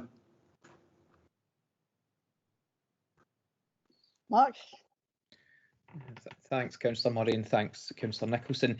And certainly, I'll take that back for further discussion regarding the town centre aspect of that. But the reassurance I could give to Councillor Nicholson is that there's a real commitment from colleagues within Economy and Resources around the engagement of young people within that wider economic and economy work, and as part of that, that there was work that was supported by the Head of Economic Development and the Director for Economy and Resources in terms of leveraging resources from South of Scotland Enterprise, which has allowed us to recruit over the last few weeks to a modern apprenticeship post, which will work directly with the Youth Council, but will help link into existing structures such as Borderlands and the Enterprise Agency to ensure that young people's voice is heard within those economic structures. And I think that's a really welcome step that's been taken to ensure that young people are at the heart of that economic recovery across the region.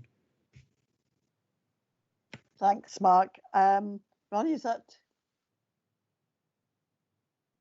you content with that? Okay, Jane Maitland. Thanks very much. Thanks. Thanks. Councillor Maitland indicated she wants to speak. Then after that, we'll go to the recommendations. Thank you very much. Yes, it was the issue on page 59, respect to the reuse of white goods and the saving of money for young people moving into new tenancies. I feel maybe that this is only a half-hearted response, and I can't help thinking that maybe we should push this forward. There's an anti-poverty agenda here, and the carbon reduction, and I must admit, I would have thought it was possible for registered social landlords to maybe be a bit more proactive about reuse of white goods where it is possible to do so. I see people are talking about PAT testing and safety, but you know, the private sector does this. I cannot believe it's impossible for people to be saved money and for the planet to be saved as well. There are two good issues coming out of this, and I'd like to see this pushed harder. Mark? Yeah, thanks, Councillor Maitland. Again, it's similar to one of the points earlier. I will happily go back to colleagues and have further discussions around that, and because the intention would be that we'd be bringing, you know, that next meeting in June, a further update in these, and I'll be able to provide some more detail on that, because I think your points are well made in terms of the environment aspect of it. So I'll happily go back to colleagues and have a further discussion around that and see if we can progress it any way forward. Thanks. Councillor Drydale, Councillor Driver, I wanted to come in on the same point. Yes, thanks very much, Chair. And I think Jane brings up a really good point, and it's one of the things that we're actually working on the poverty side of things with organisations such as New Start Recycle, Shacks, and you know the not-for-profit organisations that are actually helping not only young people but homeless, abused women side of things. And I think an opportunity, Mark, may arise in the very near future for the young people to get involved in a discussion with the housing associations through the housing forum.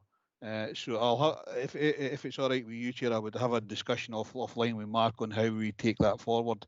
Certainly taking on the points that Jane made about the reuse of white goods and things like that, because I think there are organisations right across Dumfries and Galloway that can support that situation. Thanks. I think that's something to take up with Mark outside the meeting, perhaps. I've also got David James wanting to come to make a comment or question, and then we will go to the recommendations. Okay, Councillor James.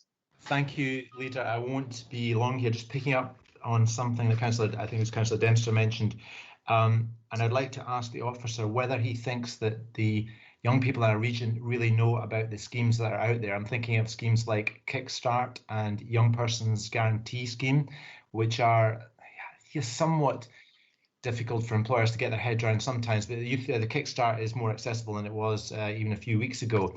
But if young people knew those schemes, there would be nothing to stop them going to prospective employers and flagging up that opportunity, because the schemes themselves look very good on paper. I know that we're looking at 1 or 2 taking on 1 or 2 people through them, and just doing it the other way around. It'd be quite attractive to an employer to get a budding person coming forward with and saying, please have a look at this scheme. So are they tooled up to do that? Thanks, Mark. Thanks, Councillor James. Through the employability partnership locally, they've got a real commitment to how we can involve young people in the promotion and marketing in this, because they're acutely aware that as well as promoting to employers, that they need to promote to young people. And the employability and skills team within the council is doing some really good work around working with the Youth Council, but also with other young people within our new digital and online team at Youth Inquiry Service to produce a range of promotional and marketing materials that are designed by young people to promote these schemes to young people. So we're taking that forward, and also we're working absolutely collaboratively between Youth Work Service and Employability and Skills, really the closest it has in a long time, in a real positive position at the moment in making sure that young people can help promote that to other young people. So I think at this point that the reality will be that it's a new scheme that's come out in terms of kickstart, and some young people won't necessarily be aware of it at this point, but it is a very new scheme, and there is a willingness and a direction of travel around that promotion of it. And just real quickly, I mean, surely there's a way to broadcast this through schools, for example. Networking, it can work, but that could take quite a while. Don't we have better channels to reach people faster?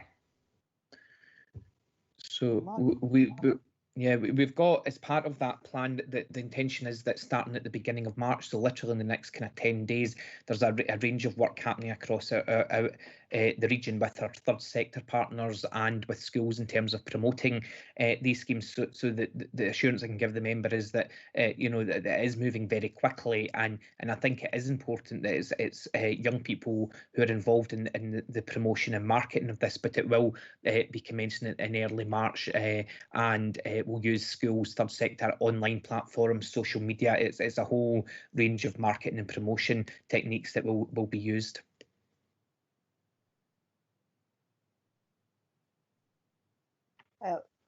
Mike Shepley saying he can also give a further update on this. Mike. Yes, thank you, Chair, and thank you, Councillor James. Just to give an update, next week is deemed National Apprenticeship Week for the whole week, and obviously we have been working. My service has been working with cross-functionally with employability and skills, and obviously what I will do now on here in this conversation is link up with Mark and this work.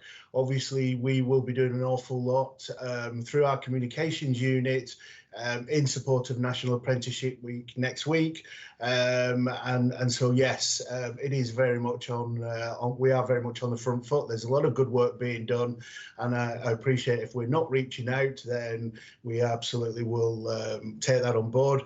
But we have already got matters in hand with regards to National Apprenticeship Week next week. Thank you, Chair. Thank you, Councillor James. Thank you. Okay, thanks everyone. Thanks, Mark. Can we proceed to the recommendations, which are to note 1 and 2? Intend to do that? Not seeing anything that suggests that people are not. So we go on to agenda item 6 on the Gaelic language plan. The purpose of this report is to update members on progress against the actions outlined in the Gaelic language plan 2016 to 2021, and to agree a consultation mandate for the development of a new 5-year plan to meet the requirements of the Education Scotland Act 2016 and the Gaelic Language Scotland Act 2005. Stephen Jack is available on Teams to assist members with any questions on his report. So I now invite questions, comments. Thank you.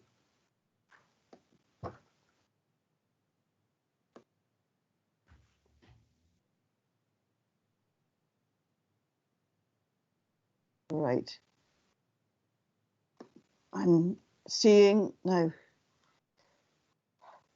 JB, it says. JM, is that Jane Maitland? Is it?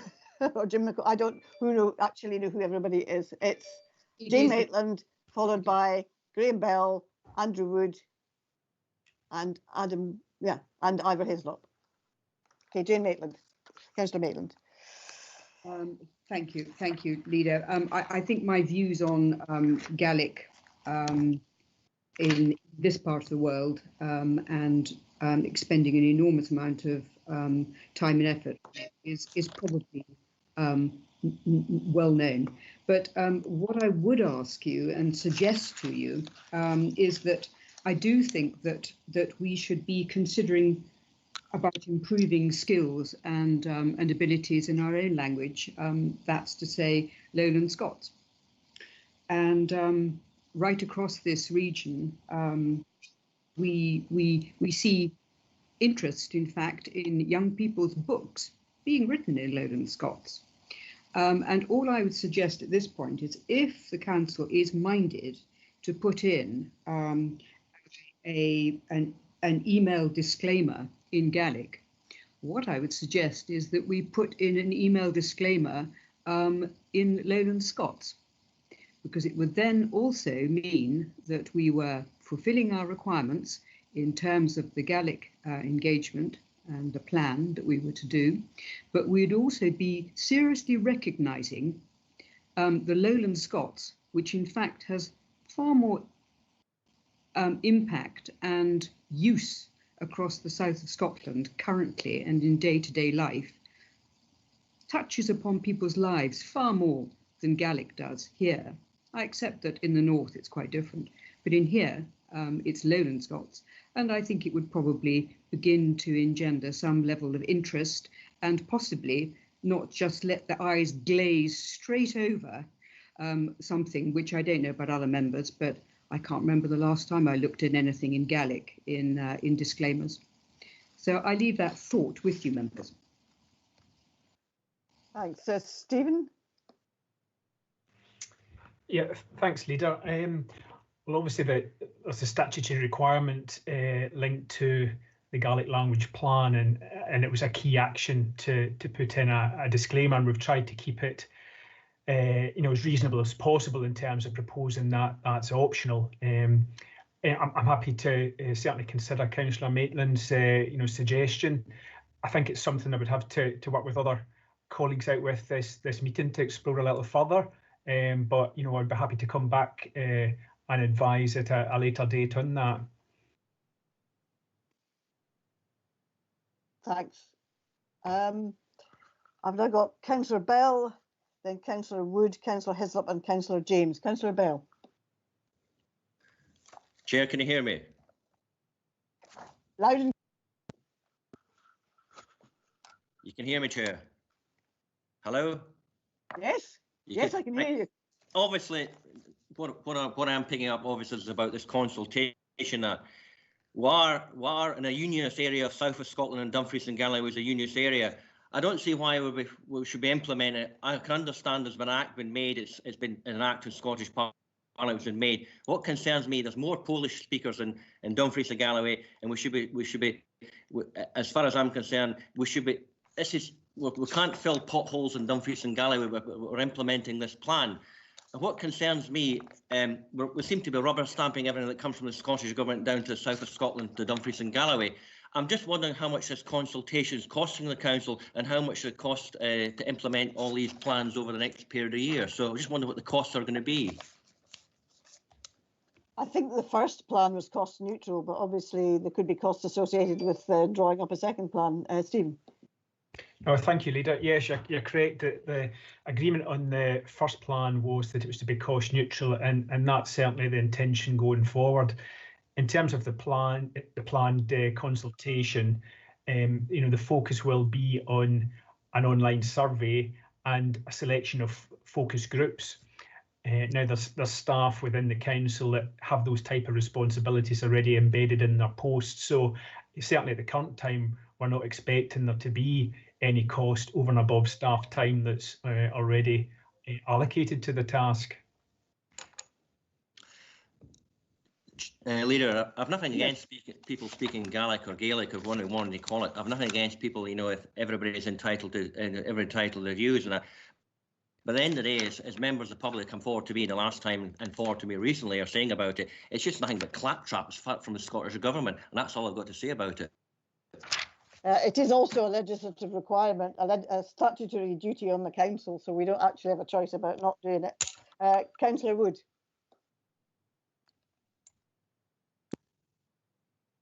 Thank you, Leader.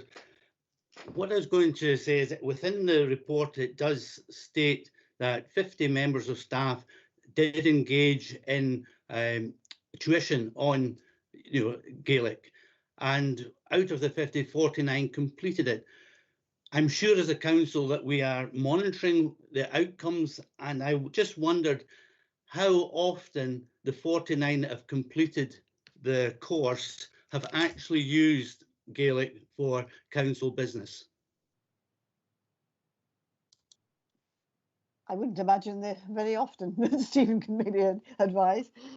No, thank you, Leader. Yeah, we launched Gaelic language modules about 18 months to 2 years ago, and they're sitting on the council's e-learning platform, and those were promoted. So there had been an increase over the last year. We're planning, as part of the plan consultation, to do engagement with staff.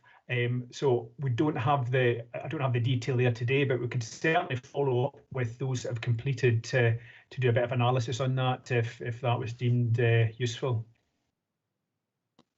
Thanks, Stephen. Councillor Hislop. They are Shosgas and Mullach Seo, but as it's already been asked, I don't expect an answer. I just hope that wasn't something rude you were saying there, Councillor Hislop. No, Councillor... just what was the cost of this proposal? All right. Okay. Councillor, well, at least you've proved that somebody in Dumfries and Galloway can speak Gaelic, though. I don't know if the pronunciation was right. I actually once tried to learn some Gaelic, and I found it an incredibly difficult language, actually. So I'm impressed. Councillor James.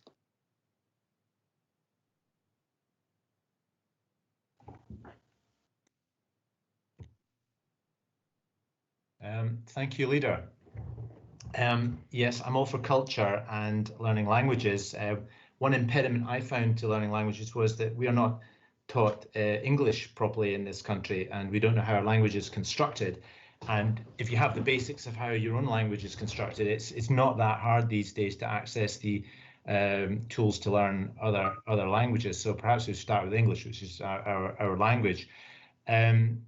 Lowland Scots has been mentioned, and that would be a better choice for us. But of course, this is all political, isn't it? This is part of the incremental independence strategy, and we don't push back at that. And the reason we don't push back at that in Dumfries and Galloway is we have a Labour SNP pact, and that acts to the detriment of us as a unionist area as we try and fight that. And I wanted to ask you, Leader, going into what could be a very decisive and important year for the unionist cause, do you intend to continue that pact at the detriment of the unionist cause?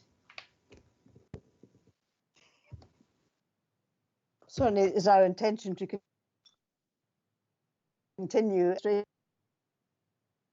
the SRE. You don't know what might happen in the future, but there's certainly no intention of breaking the administration at the current time. I do not see it as being to the detriment of what you call the unionist cause. Now, I would not describe myself as a unionist. I describe myself as a federalist, as it happens. So it's not just a binary issue, but I don't see that as being a particular issue. I don't particularly wish to see another referendum down here, but if it comes, we'll have to argue our various points on that. But I don't really think the Gaelic Act, actually, I give to point out, maybe should be to a certain extent embarrassed about it. I don't know that the actual Gaelic, the original Gaelic Language Scotland Act 2005 was brought in by a Labour Liberal Scottish government, not by the SNP government. So some of these requirements were agreed, I think, across the board, just from my recollection, were agreed across the board by the Scottish Parliament. I don't recall any party disagreeing with the Gaelic Language Act. In the case of Gaelic, I can only say Chanil Montir Dumfries is Galloway ag ire seo. but it's interesting to hear about your views on federalism. Could you go a bit deeper there? Because I'm not against federalism. I think Dumfries and Galloway should have a lot more power and not have its power stripped away to Holyrood. So are you defining federalism as a Scottish region, or should we in Dumfries and Galloway have proper powers to do the business for which we were elected? I would be happy to discuss this with you on another occasion, but I don't think that full council, where there's 43 members or thereabouts present, should be dragged into a discussion which isn't on the agenda. But I would certainly be happy to discuss federalism with anybody who's interested in discussing it. Can I call Councillor Davidson? Thank you, Leader. You have, to an extent, alluded to one of the points that I wanted to make, because I do think that there are some frankly bizarre inferences drawn from the existence of these legislative requirements. As you mentioned quite rightly, they were passed in 2005, and I was active in politics at that time, although not elected. And while I might very well have missed it, I don't believe that either the Scottish Labour Party or the Scottish Liberal Democrats were in any way committed to or interested in independence. I think they did think that there was a perfectly legitimate argument for promoting and preserving important aspects of Scottish culture. I don't think that's particularly a nationalist point, to be perfectly frank. I think it's a perfectly reasonable thing. Most countries look at the languages that exist within their borders and do their best to try and support them. I think it's what ordinary countries do, normal countries do. I did want to come back to Councillor Maitland's point, because while it's not necessarily strictly linked to the recommendations in front of us today, I personally think that it is a very good one. And I think about Robert Burns, that I hope that we are all justifiably proud of and wish to promote his substantial links with Dumfries in particular, Dumfries and Galloway. And he said, with respect to English and Scots, and I quote, "If you are for English verses, there is on my part an end of the matter. I have not that command of the language that I have of my native tongue. In fact, I think my ideas are more barren in English than in Scots." Burns recognised himself as being effectively bilingual. There were 3 languages widely spoken in the country at the time. Nobody suggests that we turn the clock back to his day, but I think there is a very good argument for promoting the Scots language. And there's probably something that we can do around that, although there is no specific legislative requirement. I have no difficulty with the recommendations in this paper, but I think that Councillor Maitland's point is a good one, and it would bear some further consideration. Thank you, Leader. Thanks. Yes, it's certainly something that we can give more consideration to. I think I'd say that Robert Burns wrote extraordinarily well in English, even if it wasn't his first language. I've got Councillor Drysdale and Councillor McComb. Councillor Drysdale. Thank you, Leader. I think actually Jim McComb is first, but do you want to take me before him, Leader? Sorry, yeah, I actually had spotted your name first, but yeah, I'll take you first. I'm sure. Okay, Councillor McComb. Thanks. Sorry, Jim. I'm going to point out that the future of our country and South West Scotland, we must focus on education and our young people. Now, some of you may know, but I worked with some young children at Castle Douglas High School a few years ago, and it was very, very disturbing for me, and I'm not disrespecting any of these children, but I spent a great deal of my time trying to help them apply for jobs. Their written English was a struggle for them. And I was constantly correcting them on, I've went there, I've did that, and I've came back.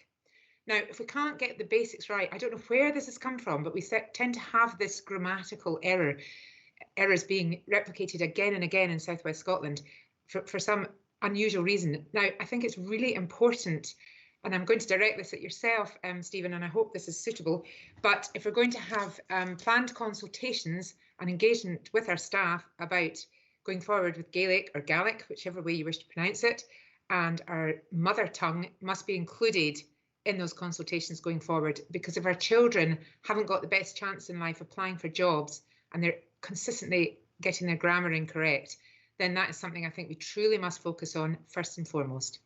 Thank you, Chair. Thank you. Stephen. Yes, no, thanks, Leader. Thanks, Councillor Drysdale.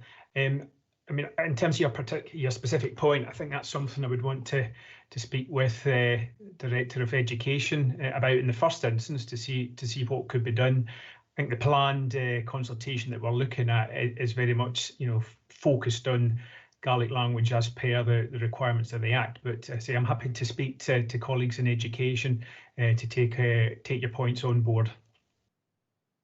Thank you, Stephen. I appreciate that. Thanks, Leader.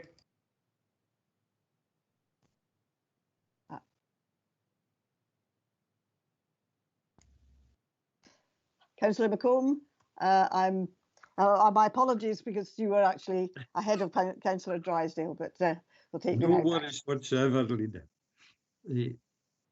I am totally in support of the Gaelic language being supported.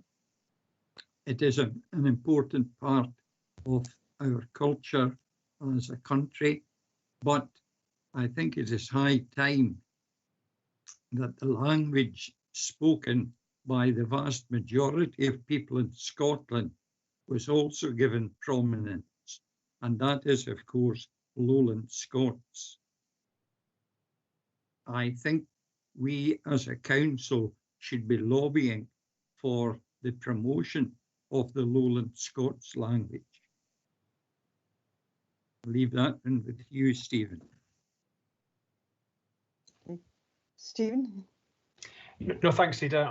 Obviously, as a number of members have raised their interest in Lowland Scots, so I'm happy to take that back offline and look at it in more detail and come back at a later date.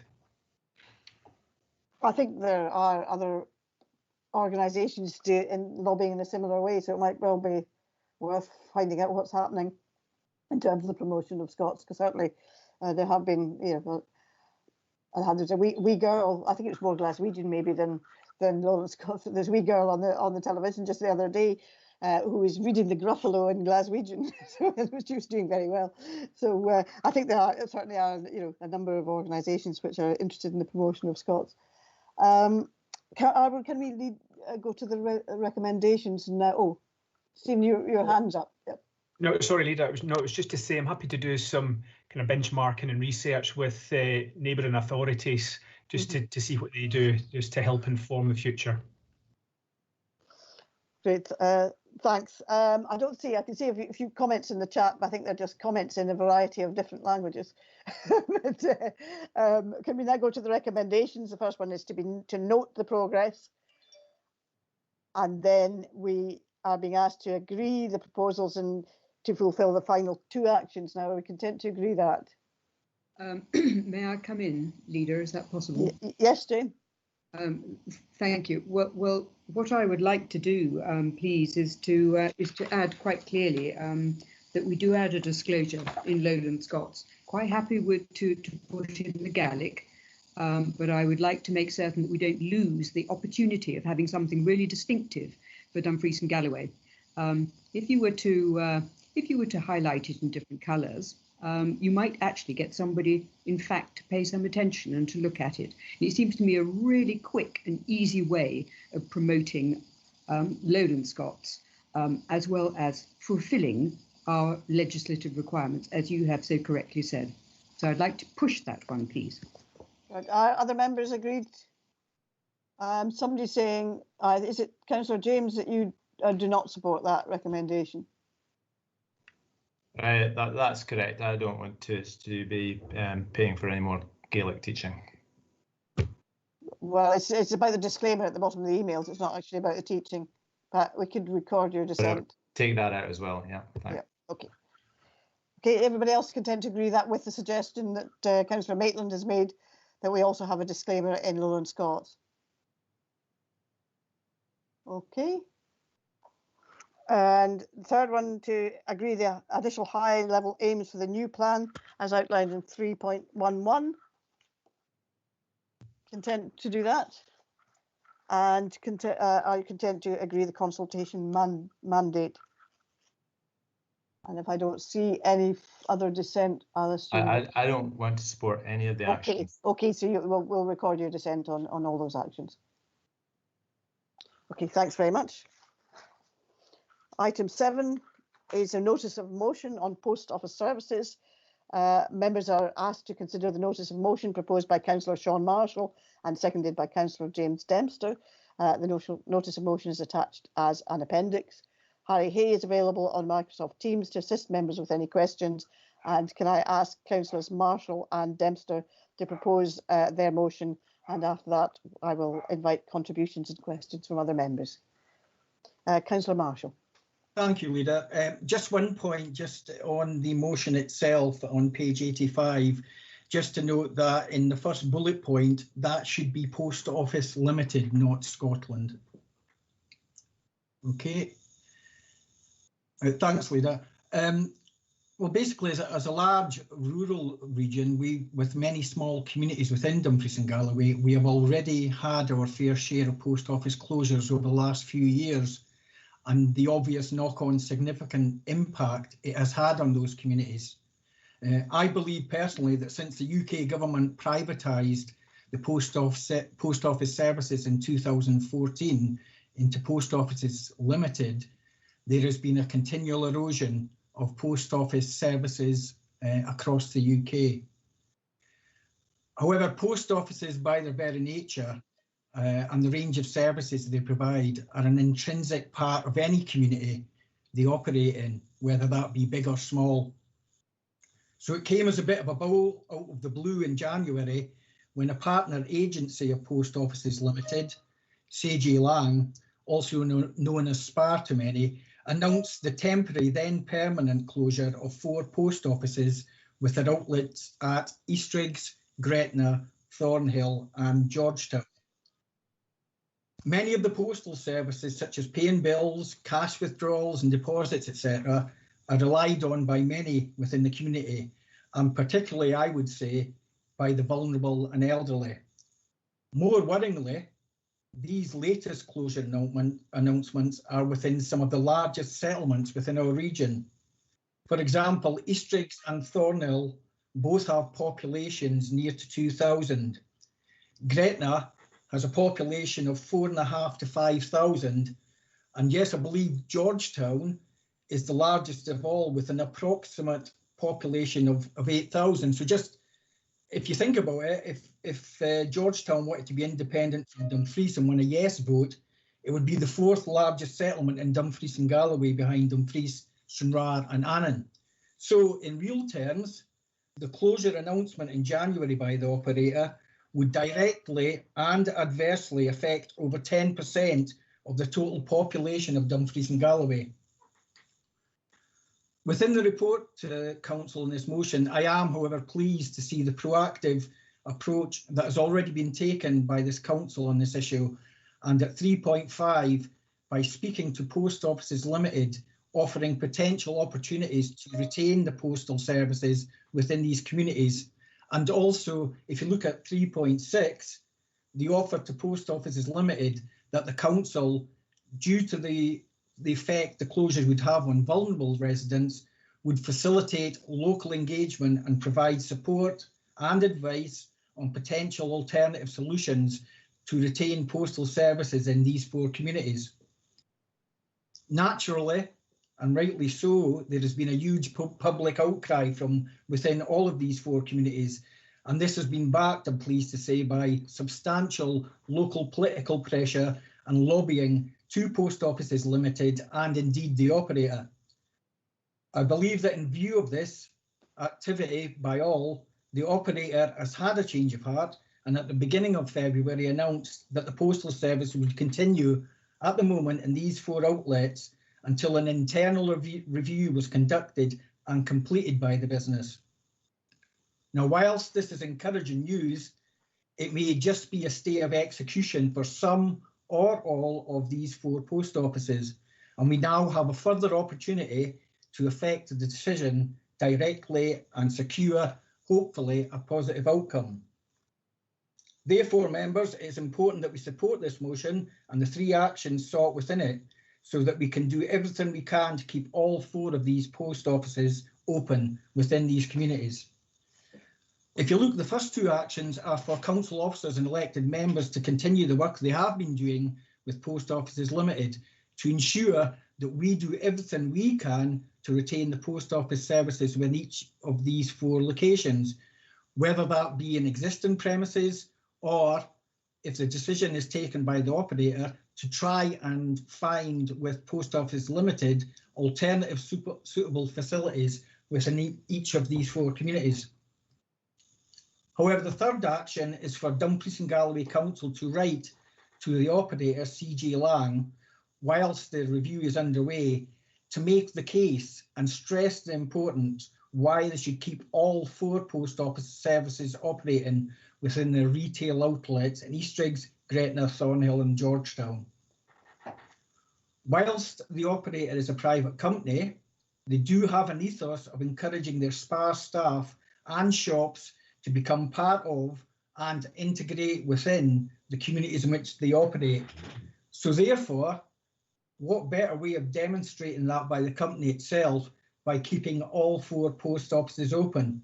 I know from bitter experience in my ward in Eastriggs, they recently closed the original post office and relocated it to the Spar shop after a partnership agreement was agreed and entered into between Post Offices Limited and CJ Lang. At the time, the people of Eastriggs were against this move and suspicious of this partnership and thought it was the thin end of the wedge and the sounding of a death knell for the post office remaining in Eastriggs. And here we are, only a couple of years later, and already these fears and suspicions could be realised and justified. Therefore, I think CJ Lang, Spar, may have seriously underestimated the public backlash if these post offices were to close, and also have underestimated the added value that having postal services has on their overall business model, and indeed the detrimental impact it would possibly have on their business if they were to remove the post office services from all or any of these 4 locations. I move. Thanks, Councillor Marshall. Councillor Dempsey. Thanks very much, Leader. And thank Harry for the comprehensive report that accompanies this motion. Leader, it's become apparent that during this COVID-19 crisis, the Council has been flexible, creative and has the ability to react to emerging issues, and this motion seeks to embrace that philosophy. I'd like to commend my own team leader, customer service and ward manager for the immediate, constructive and productive engagement they had with Post Office when we learned about the local Post Office proposed closure.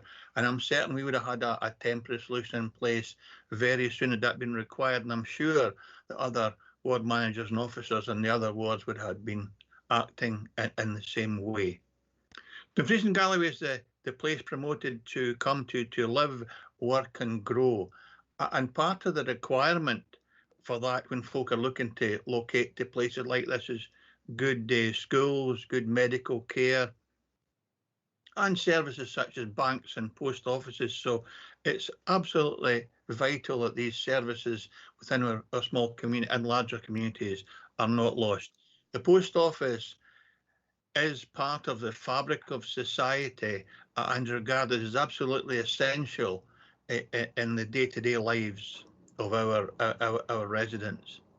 It may be that in the future we look at community planning, community resilience, community action plans and our community asset disposal strategy as a way of supporting the community should these services fail. However, that's for the future. That's not what this motion asks today. It asks for a continued engagement. This should not be paused because of the short respite offered by SPA, and permanent links should be put in place to ensure a joined up approach in the interests of the wider community. I endorse that, Leader, and everything Councillor Marshall has said on that basis. I'd second the motion. Thank you and members for your time today.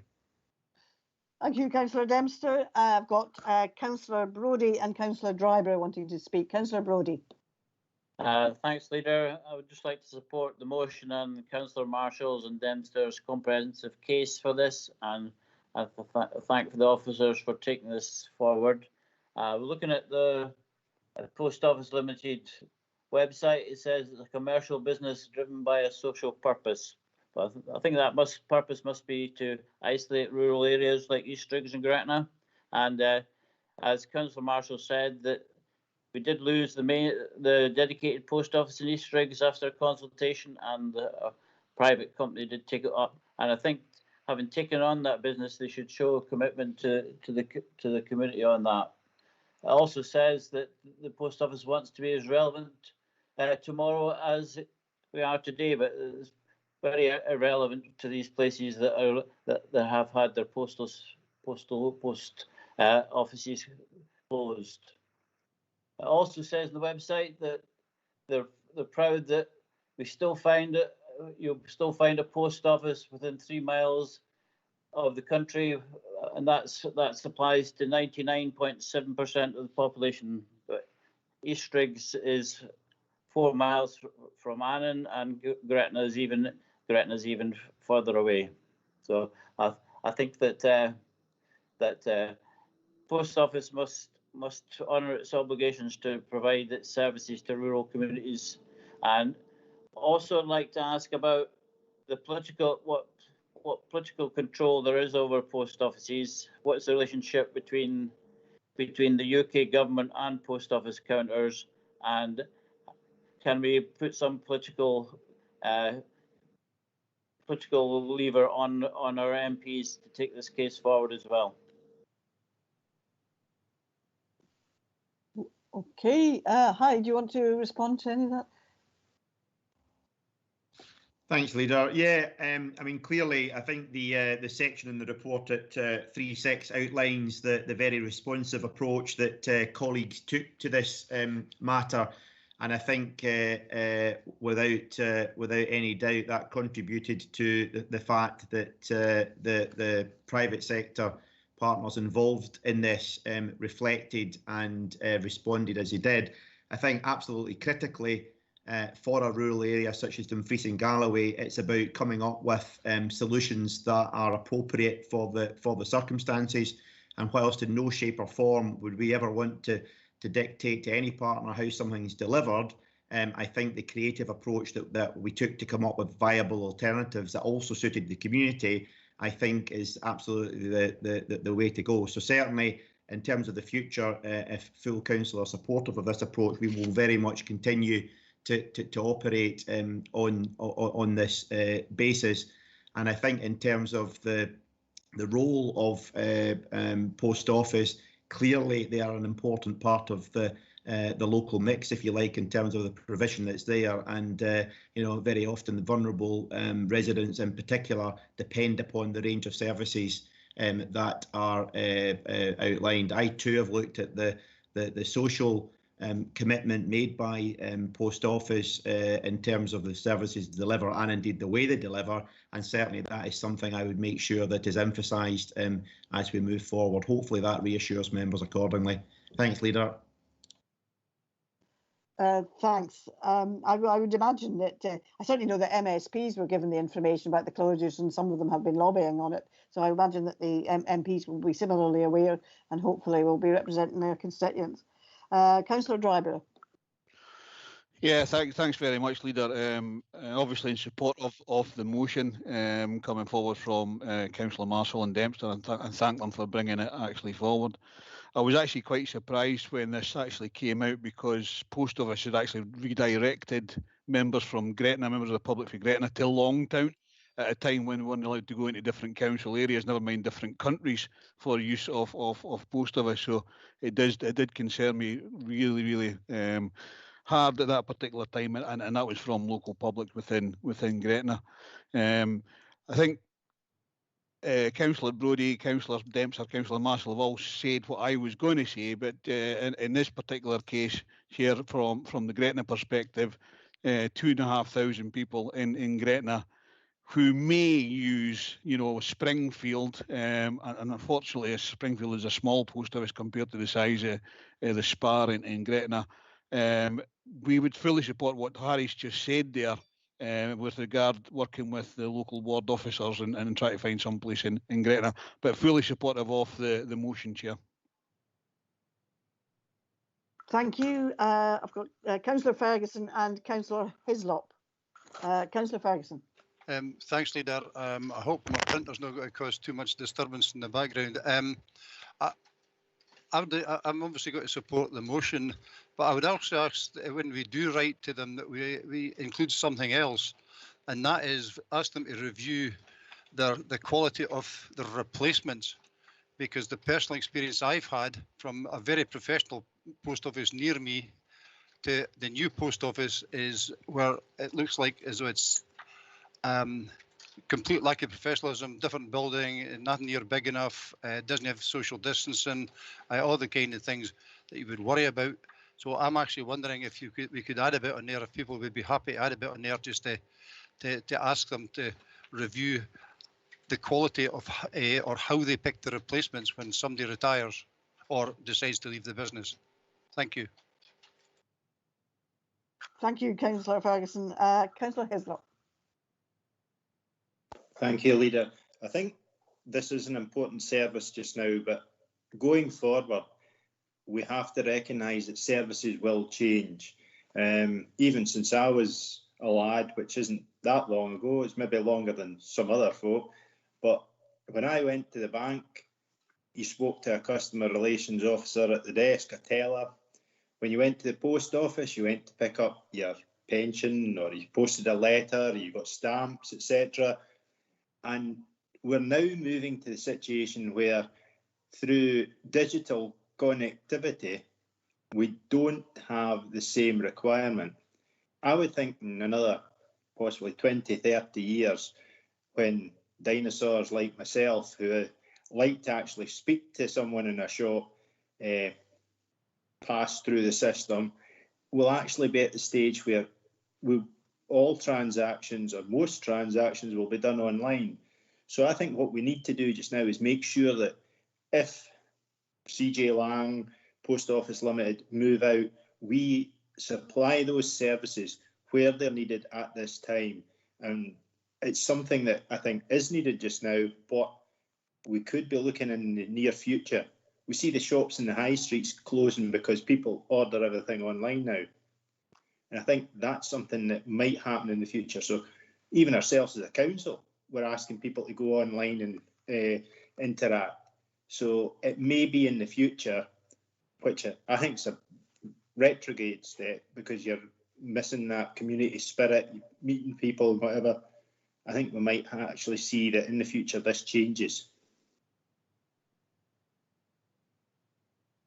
Thank you, Councillor Hislop. I'm not seeing anybody else wanting to contribute to the debate. So if we could go to the recommendations, which were to consider the terms of the notice of motion, are members content to support the motion as proposed by Councillor Marshall and Councillor Dempster? Oh, agreed. I've got Stephen Thompson has now said he wants to speak. Okay, Stephen. Thanks, Leader, and apologies. It just seemed to take a while for my little motion to speak to come through.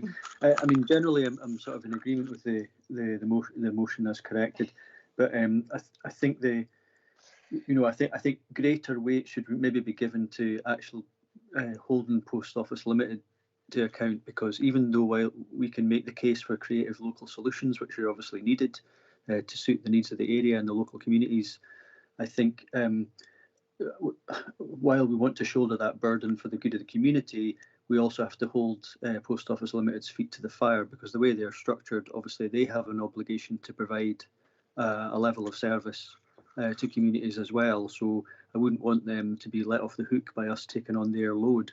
So I think if that can be strengthened in the first 2 points of the notice of motion, because obviously we'll contact the individual operator in this case as well.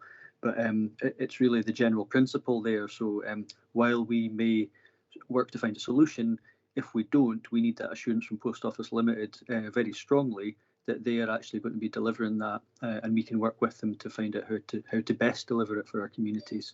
So I think that needs to be strengthened, I would say.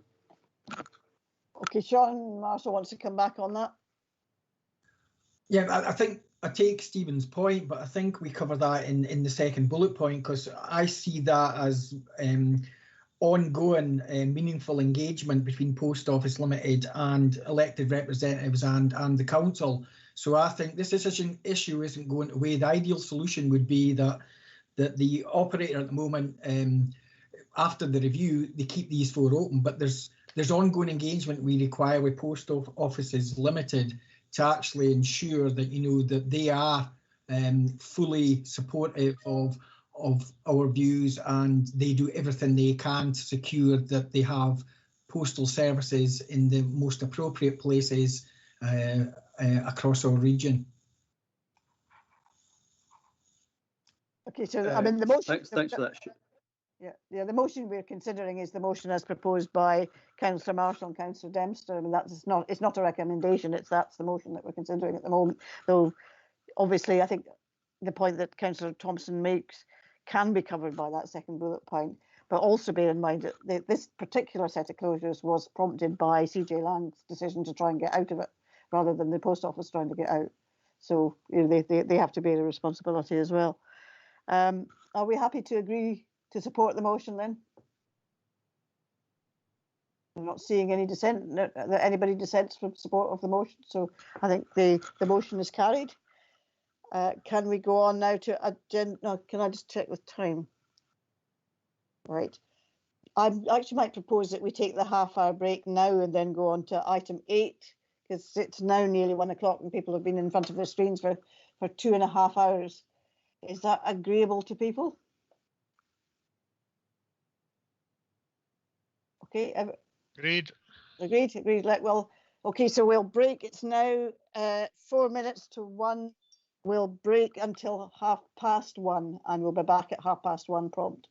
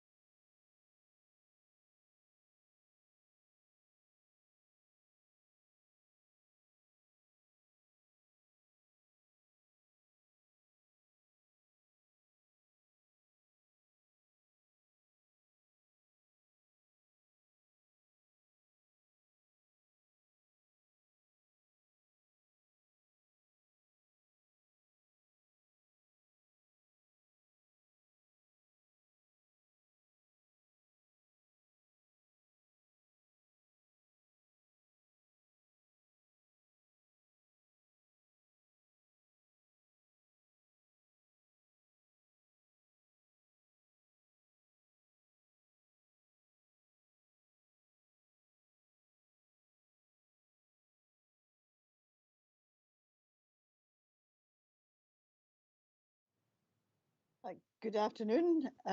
It's now 1:30, so our meeting of full council will resume to consider. Excuse me? Is there a problem?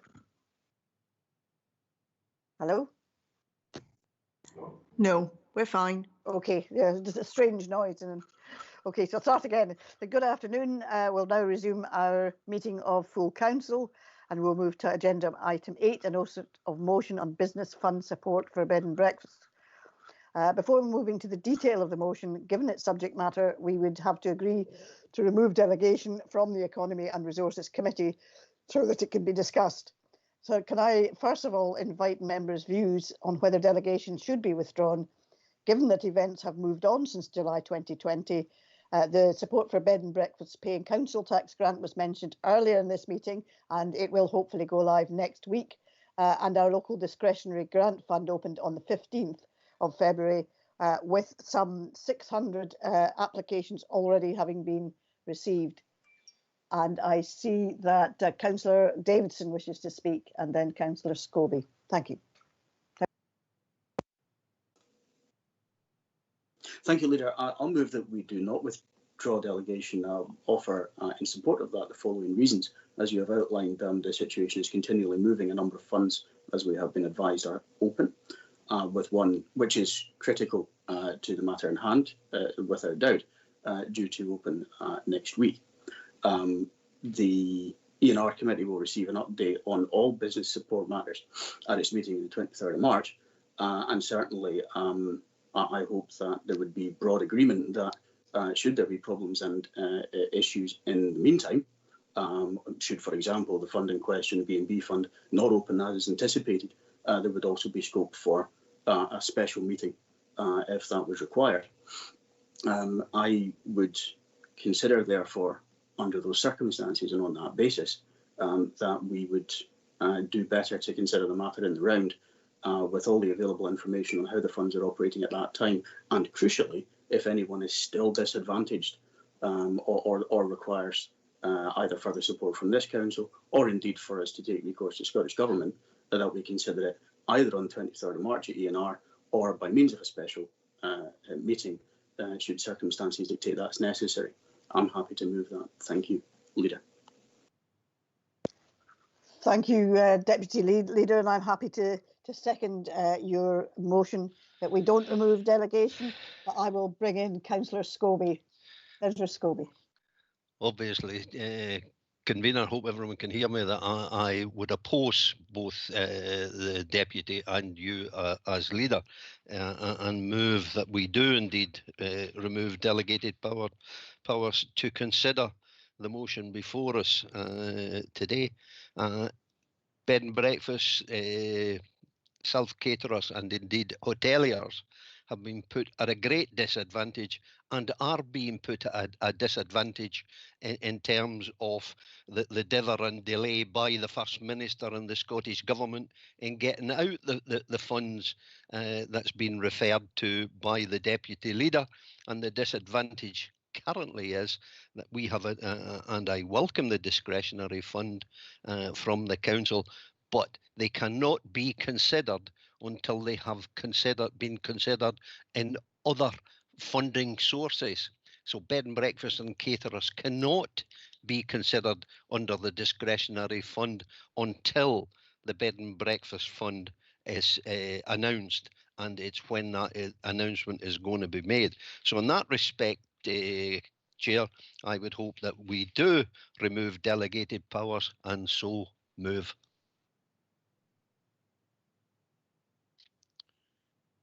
Okay, do you have a seconder?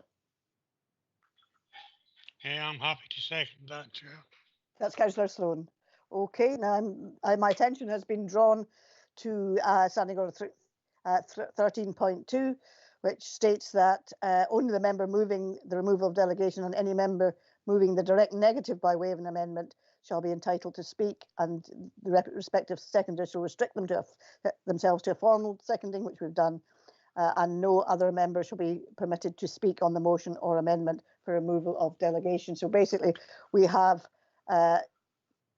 Councillor Scobie moving that we remove delegation, and Councillor Davidson moving that we do not. I presume that looking at the standing order that the motion has to be Councillor Scobie's rather than Councillor Davidson's, given it's the motion would be to remove delegation. Yeah, if I can maybe just come in on that, Leader. So my take on that would be that we've got a notice of motion that's been properly served by Councillor Scobie and Councillor Sloan, and they have moved that, and thereafter we've got an amendment, as I understand it, to not withdraw the delegation, and that instead it goes to the relevant committee on the 23rd of March, and if not, if circumstances require it, a special meeting could be arranged. That would be the amendment that's been seconded by yourself, Leader. Can I just confirm that's correct? Yes, that's correct. That would be my understanding as well. So we now have to proceed to the vote. Okay, I'll proceed to do, and bear with me, this is my first time doing this, so I hope to get this right, but in terms of the roll call as such for this, I'll name the councillors, and then if you could tell me whether you're going with the motion, which is as tabled, or the amendment, which has been proposed by Councillor Davidson. The first one is Leader, yourself. Amendment. Deputy.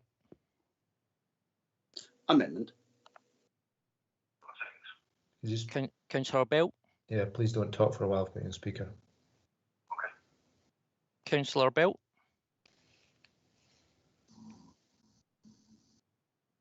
No. I'll take you off speaker, actually. Councillor Blake. Motion. Right, you're not on speaker anymore, so that's okay. It's nice that. I think someone has maybe got their microphone on. They may, if everyone apart from the person called could just mute themselves, that'd be great. Thanks. Councillor Brodie. Motion. Councillor Campbell. Amendment. Councillor John Campbell, sorry. That was me. Sorry, Councillor Dougie. Yep.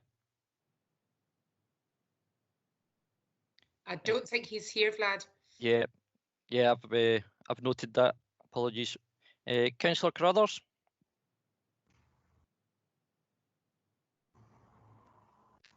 Come back to me, please, Vlad. I'm really struggling with a signal. Same with Karen's the same. We're trying to share a machine and we keep getting kicked out. Okay, we'll come back to Councillor Carruthers. Same for Karen Carruthers and Councillor Charteris. Charteris. I think he had, sorry, Leader coming in. I think he had to leave the meeting, Vlad, because he couldn't work the speakers today. Thank you. Councillor Dempster. Amendment. Councillor Dryburgh.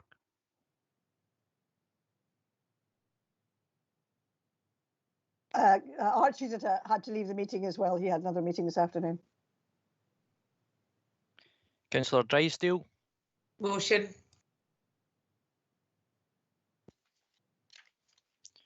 Councillor Fairbairn. Motion. Councillor Ferguson. Amendment. Councillor Gusty. Motion. Councillor Hagman. Amendment, please. Councillor Howie. Amendment. Councillor Hislop. Motion. Councillor English. Motion. Councillor James. Motion.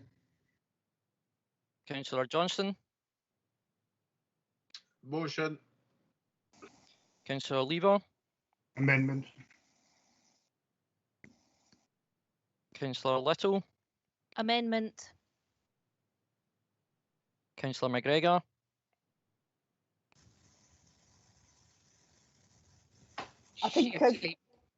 think Councillor McGregor had to leave the meeting. She was going to come back if she was able to. Okay, noted. Councillor McCammon. Motion. Amendment. Can I just, Councillor McCammon, yeah? Yeah, motion. Motion, sorry. Okay.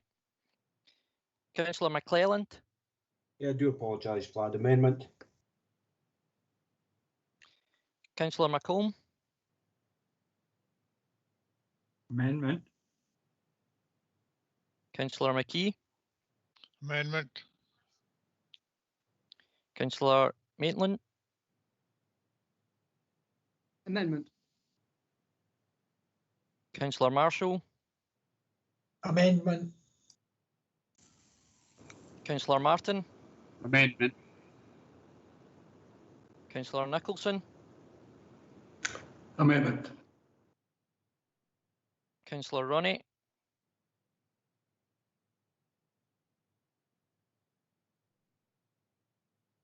Councillor Ronnie. I don't think Councillor Ronnie's been in the meeting. Okay. Councillor Scobie. Motion. Councillor Sloan. Motion. Councillor Stitt. Amendment. Councillor Surtees. Amendment. Councillor Tate. Motion. Councillor Thompson. Amendment. Councillor Wilson. Amendment. Councillor Wood.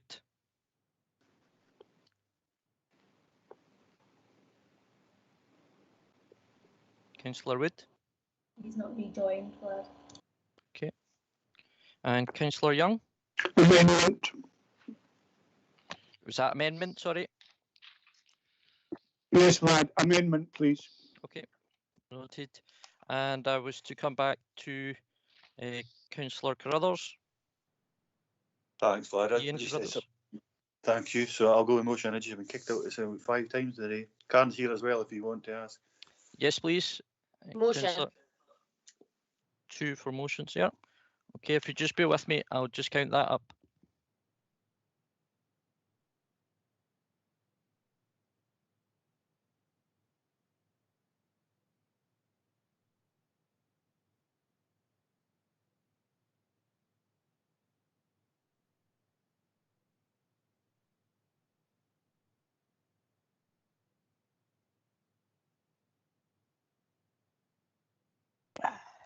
Councillor Scobie, what's your point of order? My point of order is that the council deals in the basis of everyone being treated fairly and equally, and on the system that's being used in terms of roll call, not so much roll call, but this virtual system. Then I note that one of the members has left because of not being able to, as I understand it, work the equipment, which disenfranchised themselves from this meeting because of the system being used. And I don't think that's a proper way of conducting council business, where members are disenfranchised because of the system. That's my point of order, Chair. Vlad, can I consult you for advice on that one? Yeah, I take the councillor's point. Unfortunately, we're very clear in terms of where we're at with the COVID situation and what is required of us in terms of working from home, and that goes across not only members but also officers. I absolutely understand the technical difficulties that people have had. We have tried our best to accommodate everybody and provide the relevant supports. We can absolutely take some learning from this today in terms of some of the issues that have been raised and I've witnessed myself, and we'll absolutely again take that on board and see what else we can do to support members to join the meeting. In terms of the facility we've currently got, which is this Teams platform. We have to use that, as that's the only option we've got at this point in time. Like everyone else, I look forward to going into the building, but we can't do that at this present moment. Councillor James, you have a point of order?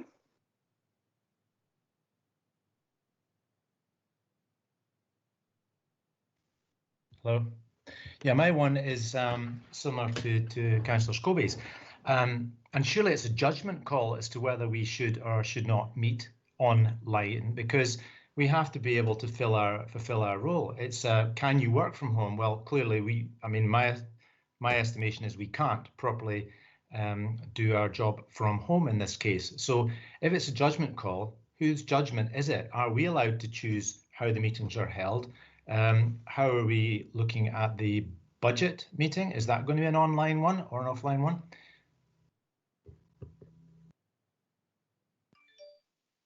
My understanding is that it is we are told to stay at home except for essential purposes, and that's actually because we're now in level 4. When we went into level 4 on Boxing Day, new restrictions were placed on us, which had not been placed on us before.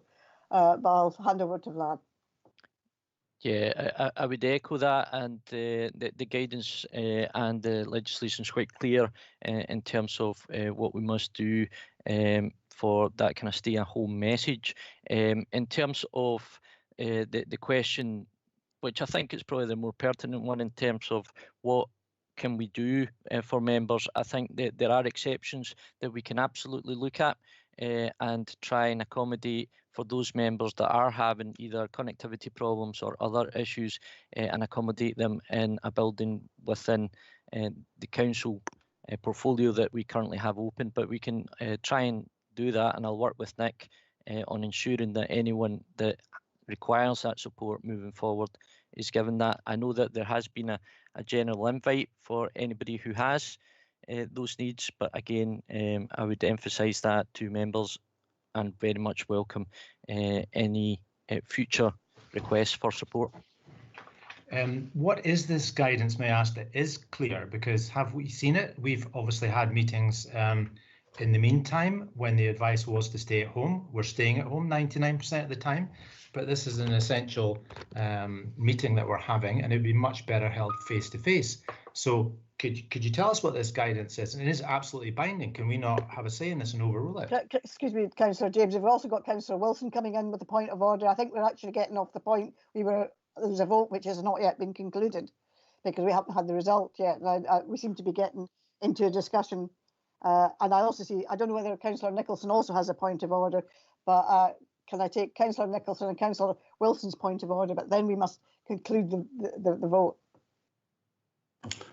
Thank you, Chair. It doesn't matter whether I can understand the point that I find it essential that I need to be in a council building, which I am in just now, which is an option for any councillor, because I can't conduct my business at home because of various things.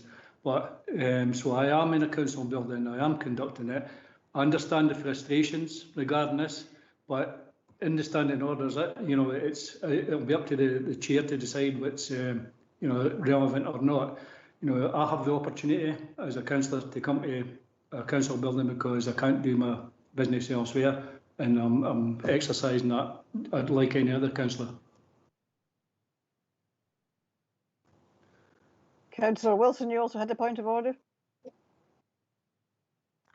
Thank you, Leader. I think we should be quite clear that it's not a judgment call and it is not guidance. There is a legal requirement on this council to do everything possible to ensure that officers and elected members can work from home where that is possible. I think it's quite bizarre that we've got the majority of the way through this council meeting for actually us to start having these discussions, and we're now 11 months into this pandemic and having some sort of virtual working for it to be raised. So I do think we should get back to the business, but we should be absolutely clear that there's a legal requirement, and that is quite a new legal requirement. It came in this year to do everything possible, which is why we opted to go to this system. Thank you, Councillor Wilson. Okay, shall we continue with the vote or the result of the vote, please? Sorry. No, come on. I've got Ivor Hislop again now wanting a point of order. Councillor Hislop, and then we will go to the vote instead of having this protracted discussion. Chair, now my sort of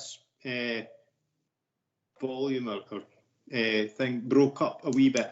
Now my understanding that under standing orders, the first mover and seconder is the motion, and the second mover and seconder is the amendment. Now, Councillor Davidson, seconded by yourself, was the motion to withdraw delegation. That is the first thing we have to do today.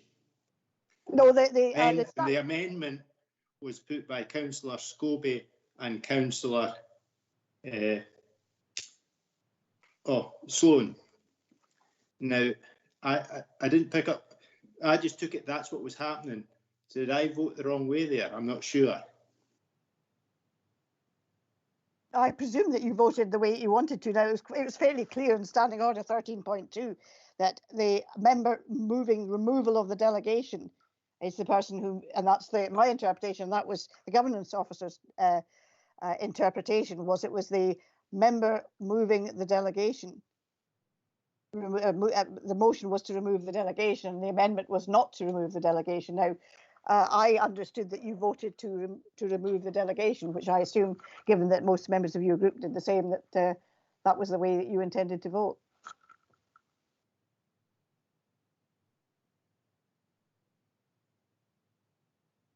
Chair. Can I come back on my standing orders, Chair? No, we're not protracting this discussion on it. It has to be a proper point of order, or else we move on. Have you got a point of order based on the standing orders? I've made my point of order, and it's the whole hypocrisy of the legislators that can meet in person, yet we are being instructed to meet from virtually. Yeah, I don't think that's a point of order, actually. It's an observation. It's an observation. Okay, can we conclude the vote, please? Thank you. Leader. Sorry, Vlad, can you maybe confirm to Councillor Hislop how he voted? Because he obviously is concerned he didn't vote the way he wanted to vote. I've noted down for the motion. Councillor Hislop, can you confirm whether that's correct? Chair, my understanding the motion was the one that was moved first, which was the not to withdraw. Councillor, sorry, I did try and clarify the motion and the amendment at the beginning. As I saw it, the notice of motion is the one that's been tabled in your papers, and thereafter that would fit in with 13.2 of the standing orders, and thereafter the amendment is to not withdraw that, remove that delegation. Can I just clarify whether anyone else voted in the wrong manner? Or was everyone clear as to what they were voting for?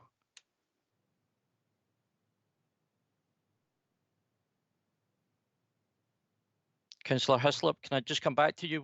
Can I just to check which way you're voting on this? Chair, in the past, the custom and practice was whoever moved first, which was on the day spoken, there was a move to not withdraw came first. That is usually the motion. Then the second one was to withdraw afterwards. That is usually the amendment. That has always been custom and practice within this council. And it quite clearly doesn't state in 13.1 or 13.2 that it has to be that the delegate removal first.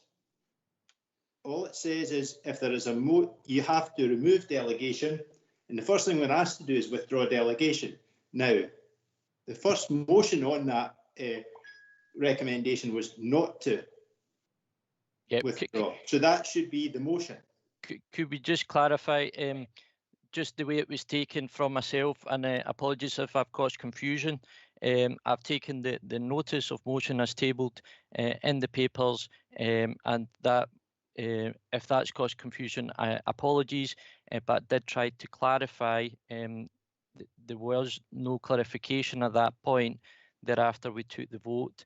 I'm quite happy to go back and take the vote again to clarify that position, if that would help move things along. I think, well, to my mind, 13.2, Ivor is correct in his interpretation of what normally happens, but the 13.2 specifically says only the member moving removal of the delegation and any member moving the direct negative by way of an amendment.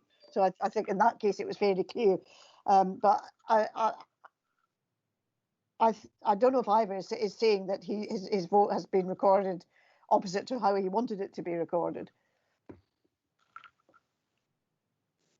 Chair, it doesn't look like it'll make much difference which way, but I just thought that custom and practice, and 13.1 says that a motion for the withdrawal of delegation in respect of any delegated matter shall require to be carried.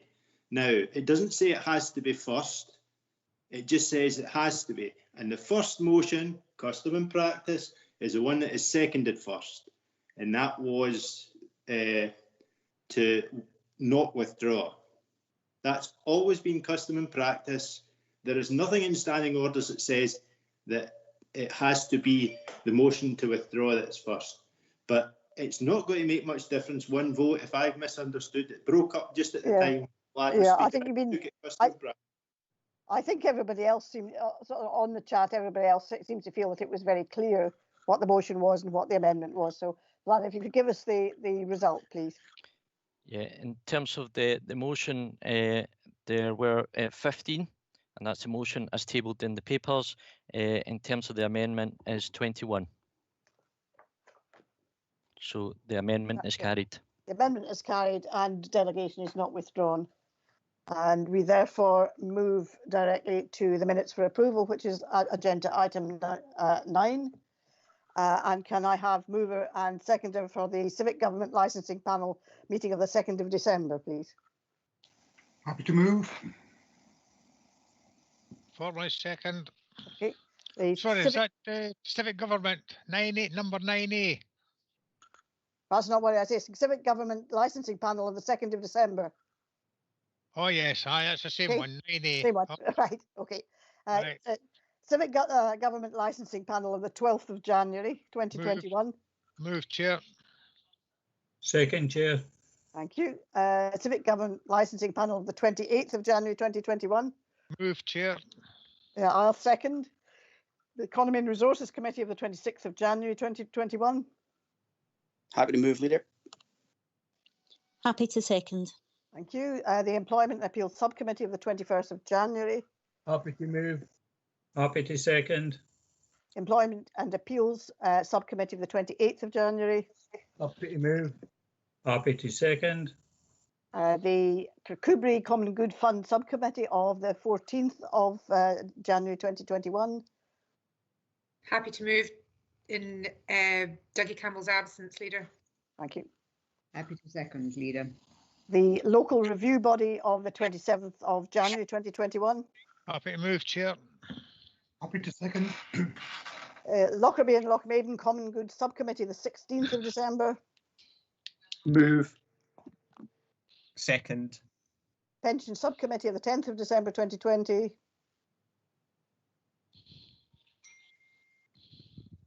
I'm happy to move it. Okay. I'll second it in Councillor Driver's absence. Yeah.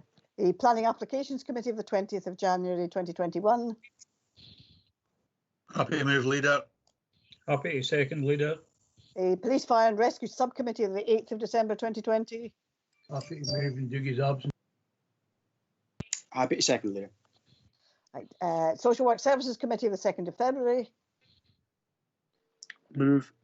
Happy second. The Stranraer Common Good Fund Subcommittee of the 9th of December.